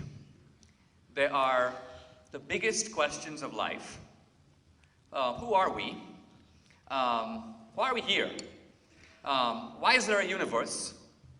What's our purpose? What comes after death? These questions, if you think about it, are in some senses as much in the dark as they have been since the time of the Babylonians. Science has left them completely unanswered and untouched. This is why the philosopher Wittgenstein said that even if all possible scientific questions have been answered, the main problems in life remain. So what do we do with issues that are of vital importance to us, but not susceptible to the kind of empirical evidence that Christopher Hitchens demands? For example, how do we know if there's life after death? We don't. None of us have met a dead guy. What possible empirical tests could we devise? That's not what you say. One second. That's not let me what you finish. say. You've been going on a bit, so let me have my turn. All right. If you'll agree that dead people don't come back, I'll hold it right there. I didn't think that was your view. The point I'm trying to make is this. It's all I could hope for. No possible empirical test can resolve the question of whether there's an afterlife. So, in the absence of evidence, I believe that there is an afterlife on faith. In the absence of evidence, Christopher Hitchens does not believe that there's an afterlife. The difference between us is not that he knows and I don't, or I know and he doesn't. He is laboring under the delusion that his position is based on reason and my position is based on faith, when the truth of it is, neither of us know, both of us are guessing, both our positions are based on faith, and he would do well to have the honesty to admit that.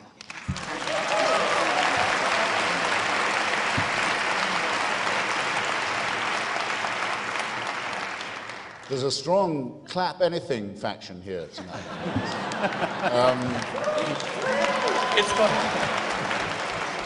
Apparently even I can appeal to it.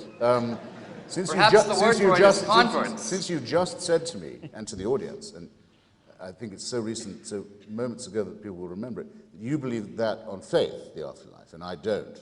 Then you say, we're the same, because we're just as faith-based as each other. That's what got the applause. I would just like to say that I think that that's an unholdable, untenable position. If I say that, given that there's absolutely no evidence, which you also rather too willingly conceded, that you're ever likely again to see a dead person or be reunited with one, that I decide that on that basis, that absolutely no exceptions basis, I doubt an exception will be made in my own case, I don't think my position is faith-based at all. I think it is somewhat evidence-derived, if I would say that only for myself. Gentlemen, Clap all you like. let's try to get in as many questions as we can. We'd ask that the next round of questions come from students in particular. We'll try to get everybody in. The woman in the red. My question was just in regards to a couple of the points that you made, Mr. Hitchens. In light of the first point, that if certain historical figures weren't to exist, Jesus and Mohammed, and that would lead us, to a belief in atheism, most likely. Or you mentioned that we wouldn't necessarily become thieves or murderers if those historical figures didn't exist. I'm curious that, if a lack of belief in God were not to convince me to become a thief or a murderer, isn't it also true that people commit abuses, such as the religious mandates you mentioned, such as circumcision, etc., in the name of Christianity every day? Doesn't that not necessarily change the objective meaning of the cross? And if it does, isn't atheism responsible for thievery and murder? Even the clap anything faction had a slight false start there, I think. They knew what you wanted of me, but I don't. How would this change the meaning of the cross? I throw myself on your mercy. I don't understand the grammar of your question. My basic point is that if, under your understanding of atheism is not responsible for thievery and murders that result from lack of belief in God, then isn't it also true that people who commit abuses in the name of the cross, in the name of Christianity, those abuses don't change the objective meaning of the cross or the heart of Christianity? It depends what authority they think they're obeying. I mean, if the Pope says you must go on crusade, and this is a war for God, and you will be rewarded in paradise if you undertake it. If you believe what the Pope says, I think it's not inconsistent with being a Christian, as I understand it. You are, to me, responsible for all the crimes you thereupon commit. I'm not going to claim more for atheism than it will bear. I mean, you can be an atheist and you can be a psychopath. You can be an atheist and be a sadist. You can be an atheist and be a fascist. It's actually quite uncommon, the latter. Most fascists actually were Catholics, but you can be an atheist and be a Stalinist. In fact, it's almost mandatory the other way around. All it says is you don't believe in God. Now, some people think there shouldn't be a special word for it. I don't believe in the tooth fairy either, or in Santa Claus. I don't have a special word for saying I don't believe that. But wasn't your... There doesn't need to be a special ontological category. But Dinesh is right, and we've actually both stated this in different ways. The original arguments, what is the good, what is the bad, what are our duties to each other, is there a point to our existence? The questions of philosophy. Religion is fossilized philosophy, in my view, but it is still philosophy, with most of the questions left out or claimed to be answered, must be asked. Question from the back, please. May I take a quick shot at it? Hold on, please. All right. Dinesh. See, I think, Christopher, I must say, I think you are, in this debate, not rising to the seriousness of the issue. When you say religion is the same as the tooth fairy, look, I didn't say that. You said I should no more credit it empirically than I would credit the tooth fairy. Sorry, I said I don't have a special word for saying I don't believe in the tooth fairy. I do have a special word, which I own to, for saying why I'm an atheist, or I don't believe in religion. The point I'm trying to get is this. If one makes a list of the greatest scientists of all time, a list that would surely include Copernicus, Galileo, Kepler, Boyle, Leibniz, Pascal, Faraday, Newton, you would find that the vast majority of them believe in God. If you made a list of the greatest philosophers of all time, a list that would surely include Plato, Augustine, Boethius, Aquinas, Descartes, Locke, Berkeley, Kant, Kierkegaard, Hegel, they believed in God. So for you now, writer for Vanity Fair, to say all of this is an illusion and dismiss it without taking it seriously seems to me intellectually a little bit shameful, don't you think so? Well then, I just said, first, I'm beginning to narrow down the HQ of this faction. I mean, do you know more science? I took particular care to say that I don't have a way, in a word, of saying why I don't believe in tooth fairies, or any other kind of fairies, or anything of the supernatural. But with religion, I say that it's like engaging with philosophy, except philosophy frozen by dogma. Thus, all the original arguments we have are to do with whether or not there's been a supernatural intervention in these questions or not. I also took particular care to say, before you did, that a great number of scientists were subject to one form or another of religious belief. In the case of the greatest one you instance, Sir Isaac Newton, one who thought that your church was the work of the devil, for example. Your problem, not mine. I don't read Newton for his theological opinions. Newton thought that if you could find the true measurements of the temples in ancient Rimmon and so forth, you'd know more than you could if you'd measured the gravitational field. I don't agree with him. He wouldn't be remembered if that's what he was remembered for. Or he'd be remembered as a crackpot. Same with Alfred Russel Wallace being a spiritualist. However, yes, you're right. I'd give a page of Spinoza for any of those people when it comes, or of David Hume, for any of those people when it comes to reasoning whether or not we are objects of supernatural guidance and divine intervention. You'd give a page of Spinoza for Plato, Locke, and Kant combined. I maintain that we are not, and that it's a good thing that we are not, because if we were, we would be living under a celestial dictatorship, from which there would be no appeal. That would mean our lives were essentially servile. Now, is that plain? Not do you agree, but is it at least plain what I say and how I say it? Let's go to our friend in the mezzanine. Okay, my question is to both of the speakers. Does religion provide a survival advantage? And either one. And if you do think it provides a survival advantage, that implies it's purely a construct of the human mind. And I mean, I think you can argue both sides, and it might lead you to big problem. Well, I do think that religion provides a survival advantage, but it in no way follows that religion is untrue. I think that reason provides a survival advantage. We developed large brains, for example, to elude woolly mammoths and so on, or at least the challenges of nature. And yet that doesn't mean reason is untrustworthy as a means of doing logic or trying to understand planetary rotations and so on. So religion could be both a source of solidarity, which it clearly is. Look, the vast majority of people from the beginning of history in all cultures have been religious. So from a Darwinian point of view, you have to concede that religion has a powerful survival advantage. Now earlier, a young lady asked a question that was treated as silly when she was talking about lying and stealing, but I think the deeper import of that question is this. Religion is ultimately a reason for hope in the idea of cosmic justice. And what I mean by that is that life is very unfair. We believe in justice and we say what goes around comes around and stuff like that, but we know it's not true, right? Many times the bad guy ends up on top, and many times the good guy comes to grief. So all the religions of the world are in some senses asserting that that may be the terrestrial word on things, but it's not the final word. I mean, look at Hinduism. If you are a lousy guy in this life, hey, we're going to be seeing you as a cockroach in the next life. Cosmic justice.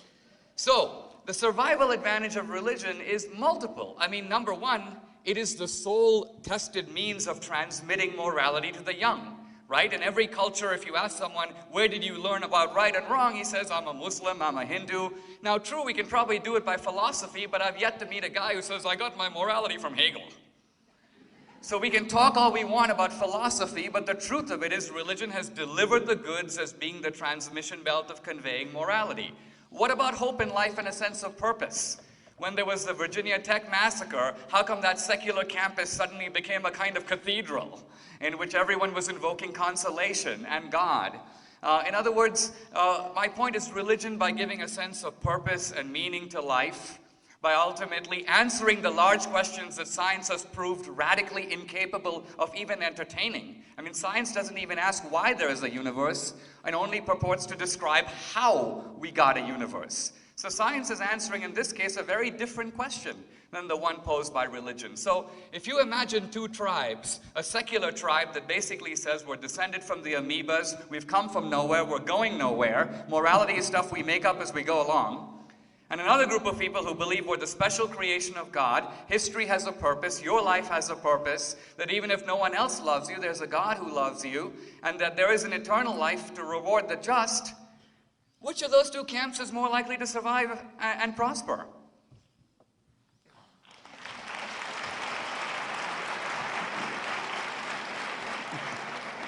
Dinesh is doing very well for the first half of that, and I completely agree with him. My friend and ally, Daniel Dennett, in his book on belief in belief, says that he thinks it's extremely likely that religious faith gave people advantages of survival. If you go to the witch doctor and you think he is a real doctor, everyone knows that there's an element of morale involved in recovery, and it may be a very small advantage based on an illusion, but these are areas where even a tiny advantage may indeed help. However, rather than confine himself to that, Dinesh goes on to say, but wouldn't it be nice if it was true what the witch doctor said? You just heard him say it. I mean, after all, you'd feel a huge amount better if there was life everlasting as a reward for virtue. Well, that's known as wish thinking. I phrase it like this. I'll take up your Jefferson challenge again, if you like. Thomas Jefferson says in Notes on the State of Virginia about the slavery question, he says, I tremble for my country when I reflect, you've all read it, that God is just. If you haven't read it, you'll remember I said it. You'll go and read it now. I tremble for my country when I reflect that God is just. Who can forget? But if there is a just God, what is there to tremble about? If there's a God who really loves you and knows that you're there and cares for you and looks out for you and is interested in how you're getting on and how you're going to get on and wants the best for you, what is a small question like slavery? all your feelings of responsibility and care about that are dissolved. You're bathed in the refulgence of an absolutely wonderful thing. The only price of it would be, unfortunately, because nothing comes without a price, you'd have to submit to a celestial dictatorship. But hey, what's that in return for a ton of love? Well, I'll answer your question very briefly. Why was Jefferson trembling? Well, Jefferson was a slave owner. He owned about 200 slaves. And he never freed any of them before his death. He understood, he didn't have to be told, the tremendous innate power of human selfishness. You don't need theology to explain the slave owner. Slavery is rooted in human selfishness. Jefferson knew that and how powerful that was. He trembled that that instinct, so rooted and so powerful, would prevail over what Lincoln would later call the better angels of our nature. So he trembled because man, although he knows better, is inclined to pick ultimately, in the short term, the more profitable, the more convenient choice, but ultimately the terrible choice. Gentlemen, we only have about 10 minutes before Father Kevin comes back up and declares the winner. So why don't we try to get as many students as we can. Okay, Sir, very quick. Jefferson did free the ones who he'd fathered, and he did free their mother. He freed the ones who looked like him. In the mezzanine? I'm going to ask this question, Run, because I'm from CSU. This is for Hitchens. You said it is not unusual for people to die for a myth in reference to the Muslims and the Christians. However, don't historians generally agree that all the 12 disciples were martyred and killed, 11 of them? And wouldn't it be much more strange for first-generation Christians to be tortured when they know it's a lie?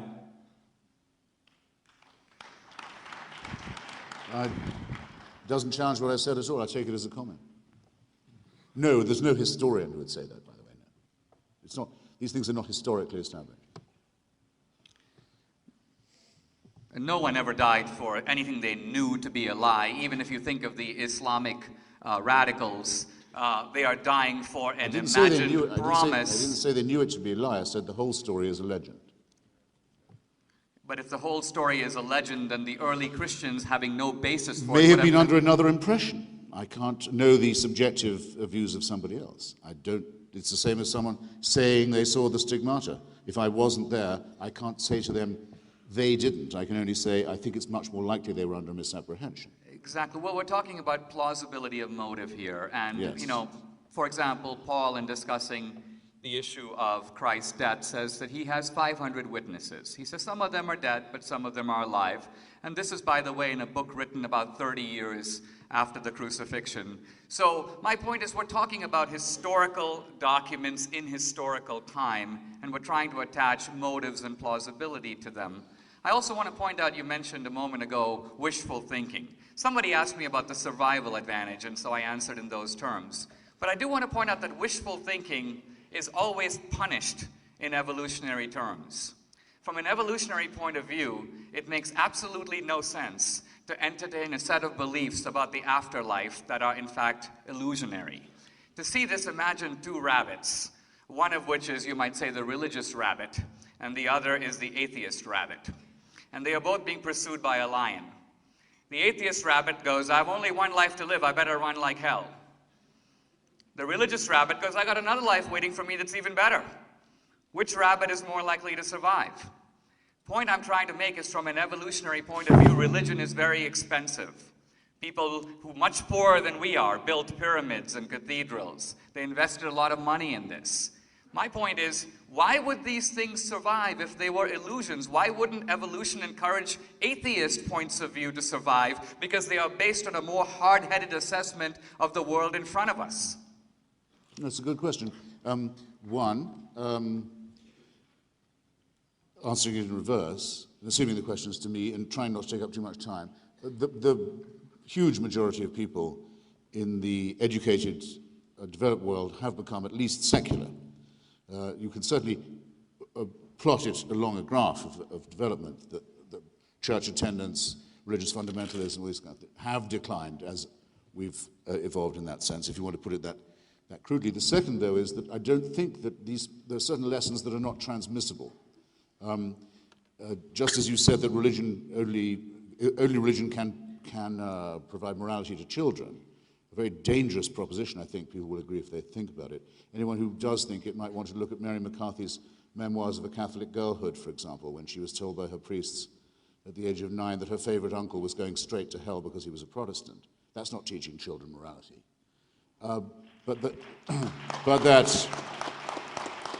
And morality is teachable to children, I can tell you. I've seen it done. I won't say I've done it myself, but I've seen it done without recourse to the supernatural. But that certain lessons have to be learned by each generation, each time. Every generation has superstitions to combat. There will always be people who afresh will believe in ghosts, who will afresh believe in things we thought we'd dismissed, spiritualism, table rapping, table turning, conjury, levitation, all this nonsense, has to be refuted in every generation. We don't evolve out of this. It's an argument we have to have anew every time, as we do the argument about whether or not there is a supernatural dimension instead of a philosophical one, and you now know which side of that I take. To everybody in line, we know you've given your questions a lot of thought. It takes real courage to get up there, but we're just flat out of time. I apologize. Blame me, but we wanted to give... Maybe take one more. Well, I was It'll just give going us to a say... chance to wrap up. Well, I was just going to say, wanted to give you each a chance to wrap up. I'd rather have a question, I really would. Okay. Because we both, I think, would have to be acquitted, couldn't be acquitted of having given rather long answers. Which is great. And gentlemen in the front, if you'd be kind enough, and we're grateful for it, to defer to student, appears to be an underclassman, I may be wrong. Thank you for your indulgence on that. Sir, you'll be the last question. All right, I'm a student from CU. My question is from Mr. Hitchens. If we use the scientific method to test the power of prayer, and there was enough evidence for the scientific community to create a theory about it, would you consider the existence of God? Well, there are two answers to that question. One is that this has actually been minutely studied, and you can read the findings, the study of intercessory prayer, that's to say, prayer that is designed to affect an outcome, in other words, to make someone in hospital get better. And it's been found, I used to think that they would find there was no effect of it at all, which was what was found, with one slight variable, that very often the person being prayed for the most did slightly worse. The reason being that they felt bad for all the people they knew were praying for them, and the fact they weren't getting any better. Although I'm just saying, if the scientific community had I'm just saying, you're asking me if my aunt had bollocks, would she be my uncle? My answer to the question is, if she did grow testicles, I think she still wouldn't be my uncle. The British royal family, I was raised an Anglican, as you may possibly guess. The British royal family has prayers mandated for it to be said. Prayers every single day by every single Anglican in every single service, prayers for that family, okay? Have you read about the doings of this family lately? The most prayed for family in the world. I would take that as the control experiment if I was you. I'm so glad you asked. I'm not saying that we've done it yet, but if Let me take a shot. If you're saying what would it take to convince me, okay, I won't be frivolous. If I thought I saw a miracle, just using the scientific method. If I thought I saw a dead person walking, for example, I would be much more inclined to think that I was the victim of a hallucination than that I had seen the laws of nature suspended in my favor. That's just the way I am. I think David Hume was right. The laws of nature have just been suspended, apparently in front of your very eyes. Which, nonetheless, is likelier? That they have been suspended, in your favor, almost always, by the way, or that you are under a misapprehension. Always, to me, the first explanation would be the least probable one. The likelihood that I was having a hallucination would have to occur to me. Of course, it wouldn't occur to me if I was undergoing a hallucination, but that's how these ideas get spread around. The problem is that we don't have final knowledge on what the laws of nature are. If at the time of David Newton and the time of David Hume, you had said to him, light is both a particle and a wave, he would say that that was contradictory. If you had described to him even the most elementary operations of computers or quantum mechanics, he would have dismissed them as ridiculous. That's not because these are contradictions of the laws of nature. They are, in fact, the laws of nature unknown to David Hume. The question that you asked, I think, is very powerful because you didn't say, you weren't claiming an empirical proposition. You were really asking Hitchens a different question. Is your mind open to being changed? If evidence shows one thing, are you willing to change your mind? To which his answer was a resounding no. No. He started at the other end. He said, suppose the scientific proof occurs. Yeah. And I had to say what I thought the probabilities of that were, and I hope with sufficient... How many tests have there been done? Now, wait a minute. You've got one more chance to put those paws together. Are you going to take it or not? The hardcore. No, No, I didn't say anything. Let's take a final question if I we did can. say how my mind works, not how it would be changed.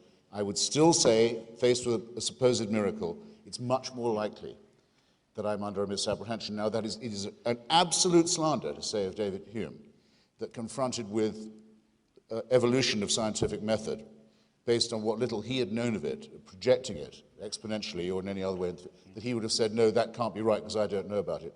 That is totally to misunderstand the way that Hume thought and wrote, utterly to misunderstand the whole proposition of skepticism. The gentleman have asked to finish with the question. Sir, would you be willing to defer to the student behind you? Sure. Thank you very much. Really appreciate it. I know you've waited a long time. I am a student. Pardon me? I am a student. Let her rip.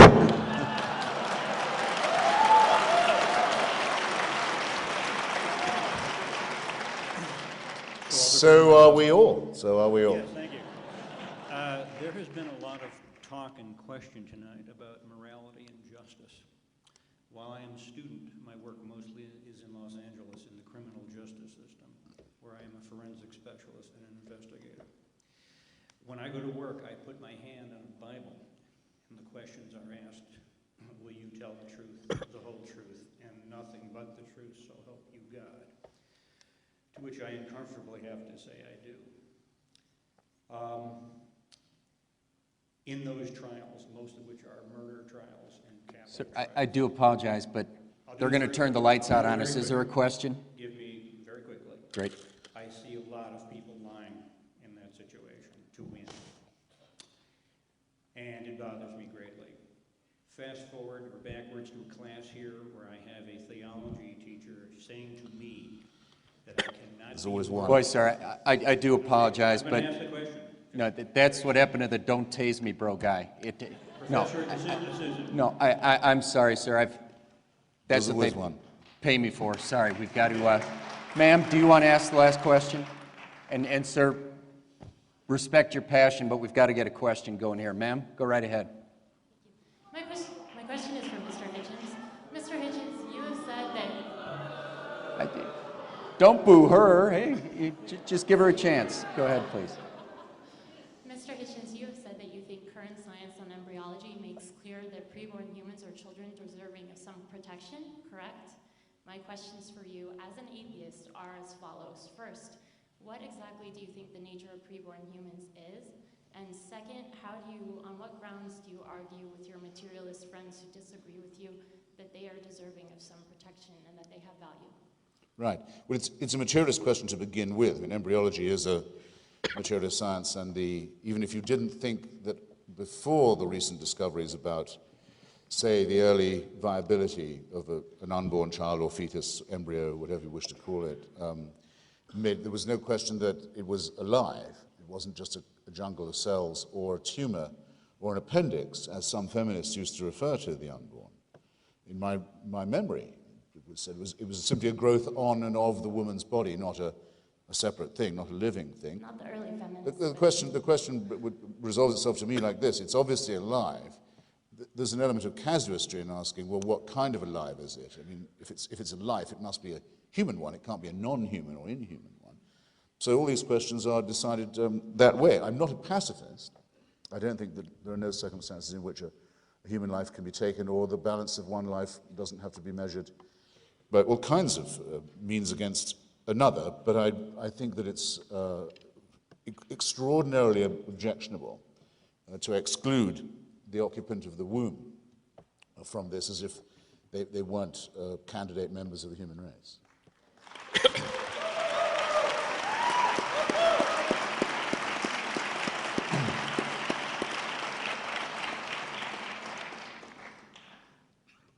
Christopher, I want to say I was tempted to glibly congratulate you for finally getting something right, but I actually want to go much further, and that's how we met. I want to commend you for really a courageous statement in this setting. I do want to offer a thought, though. A few times in this debate, you've used the phrase celestial dictatorship, and I think it's a telling phrase because it gets a little bit, I think, to what's going on here. In thinking about this issue of God, we have to ask, what is the reason for our resistance to God? And then what are the reasons we give in public? The reasons we give in public have to do with things like science, and the absence of evidence implies the evidence of absence and this sort of thing. But in reality, that may not be the real source of our opposition. In fact, I don't think it is. I think ultimately it's not that you don't believe in God, and it's not even that you don't believe in the resurrection. I don't even think you care one way or the other. It seems to me that what you really worry about are the strictures of Christian morality. And ultimately, that's probably what a lot of us in the audience also worry about. If Christianity is true, gee, then morality isn't just something I make up as I go along. There really are some commandments I need to follow, and there are certain ways in which I may have to constrict my lifestyle. In other words, I can't live exactly the way I want. The freedom I enjoy in college doesn't necessarily entail complete moral freedom. So Christianity in this sense is viewed not as untrue, but as oppressive, as in a sense being an inconvenience to your life as the way you want to live it. And so you resist it. But now that you resist it, you can't say that you actually don't want to live by a moral code or by an external or a traditional moral code. And so you've got to convince yourself that it's really brilliance that's bringing you to this position and not a resistance to Christian morality. And so you begin to spout off a bunch of physics you don't know, and a bunch of history that you don't know, and a bunch of theology that you don't understand. And it's all aimed at affirming that there is no God, so I don't really have to follow his rules. In a sense, you get rid of the idea of moral judgment by abolishing the judge. So in some senses, I think these debates are not just about winning arguments, they're also about a certain kind of psychological introspection in which we ask we know the motives for belief, right? Wishful thinking. What are the motives for unbelief? What payoff does that give you? Why do you feel better by not believing? I think when we examine these things, we complete the circle that I think this debate began, namely the idea of applying skepticism and criticism in the best way that a university can, which is to say, to make it self-criticism. Thank you.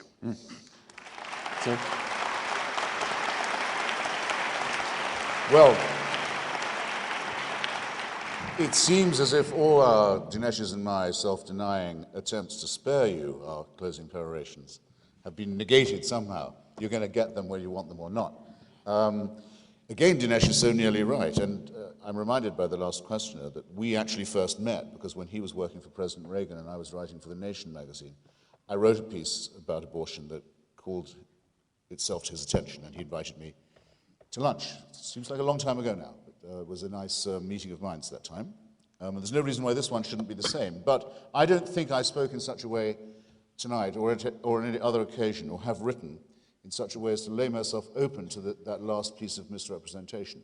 It is certainly true that I consider that the question of liberty of the mind is involved in the repudiation of theism. Yes, I think that we would be living in a celestial dictatorship if we accepted the authority scripturally revealed of a divine will. And I think this not because under the inconvenient scrutiny of this eye, I'm not free to rape and pillage and lie as I might wish, because there are other things, I assure you, as I'm sure you will say for yourselves, to those of you with any self-respect, that stop me from doing that. But because, and I don't mind admitting this is true, once you grant that there's been a revelation of God to some humans, sometimes, in some places, to be interpreted by a priesthood, then the next thing you will find is that you are being told what to do, what to eat, what you can read, who you can go to bed with, by someone who is no better a mammal or primate than yourself, but who claims to be doing this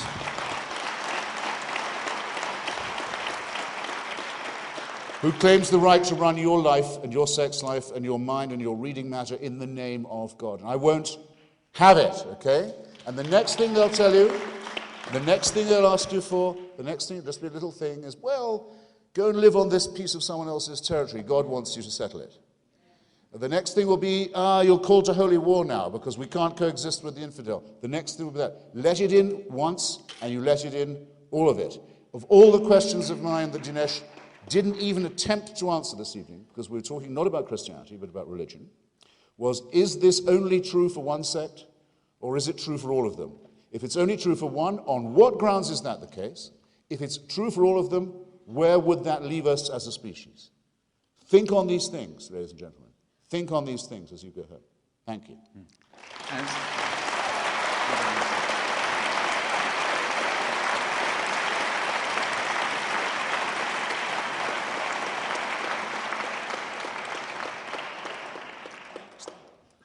As the opening speaker, I get the chance to very briefly close, and... You do?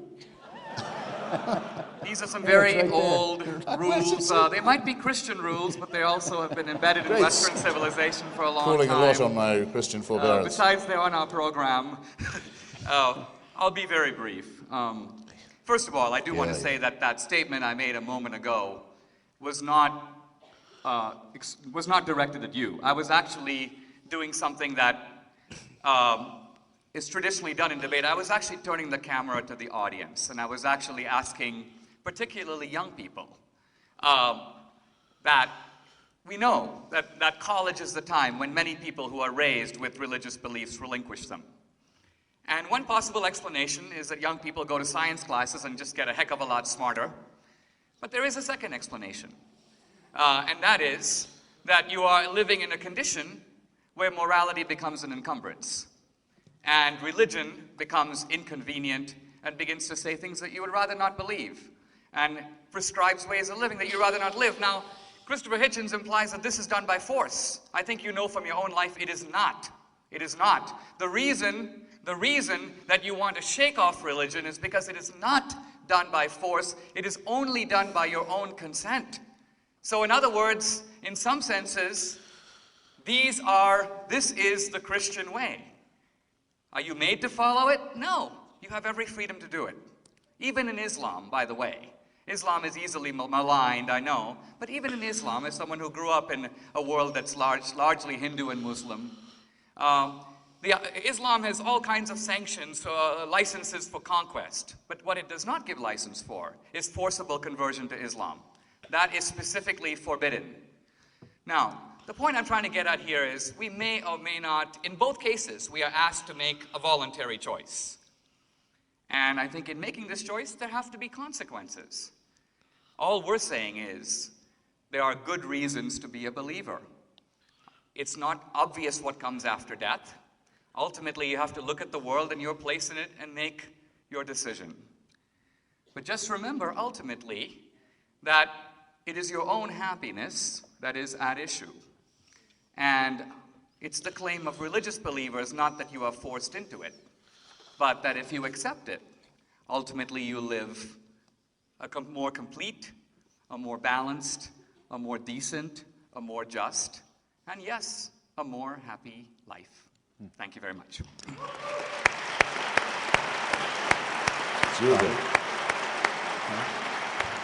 Gentlemen, I think I speak for everyone here by saying it's been a real privilege to have you with us tonight. I don't think anybody here will forget this night for a long time. Thank you. Great job. Tremendous. Thank you. Thank you. Great job.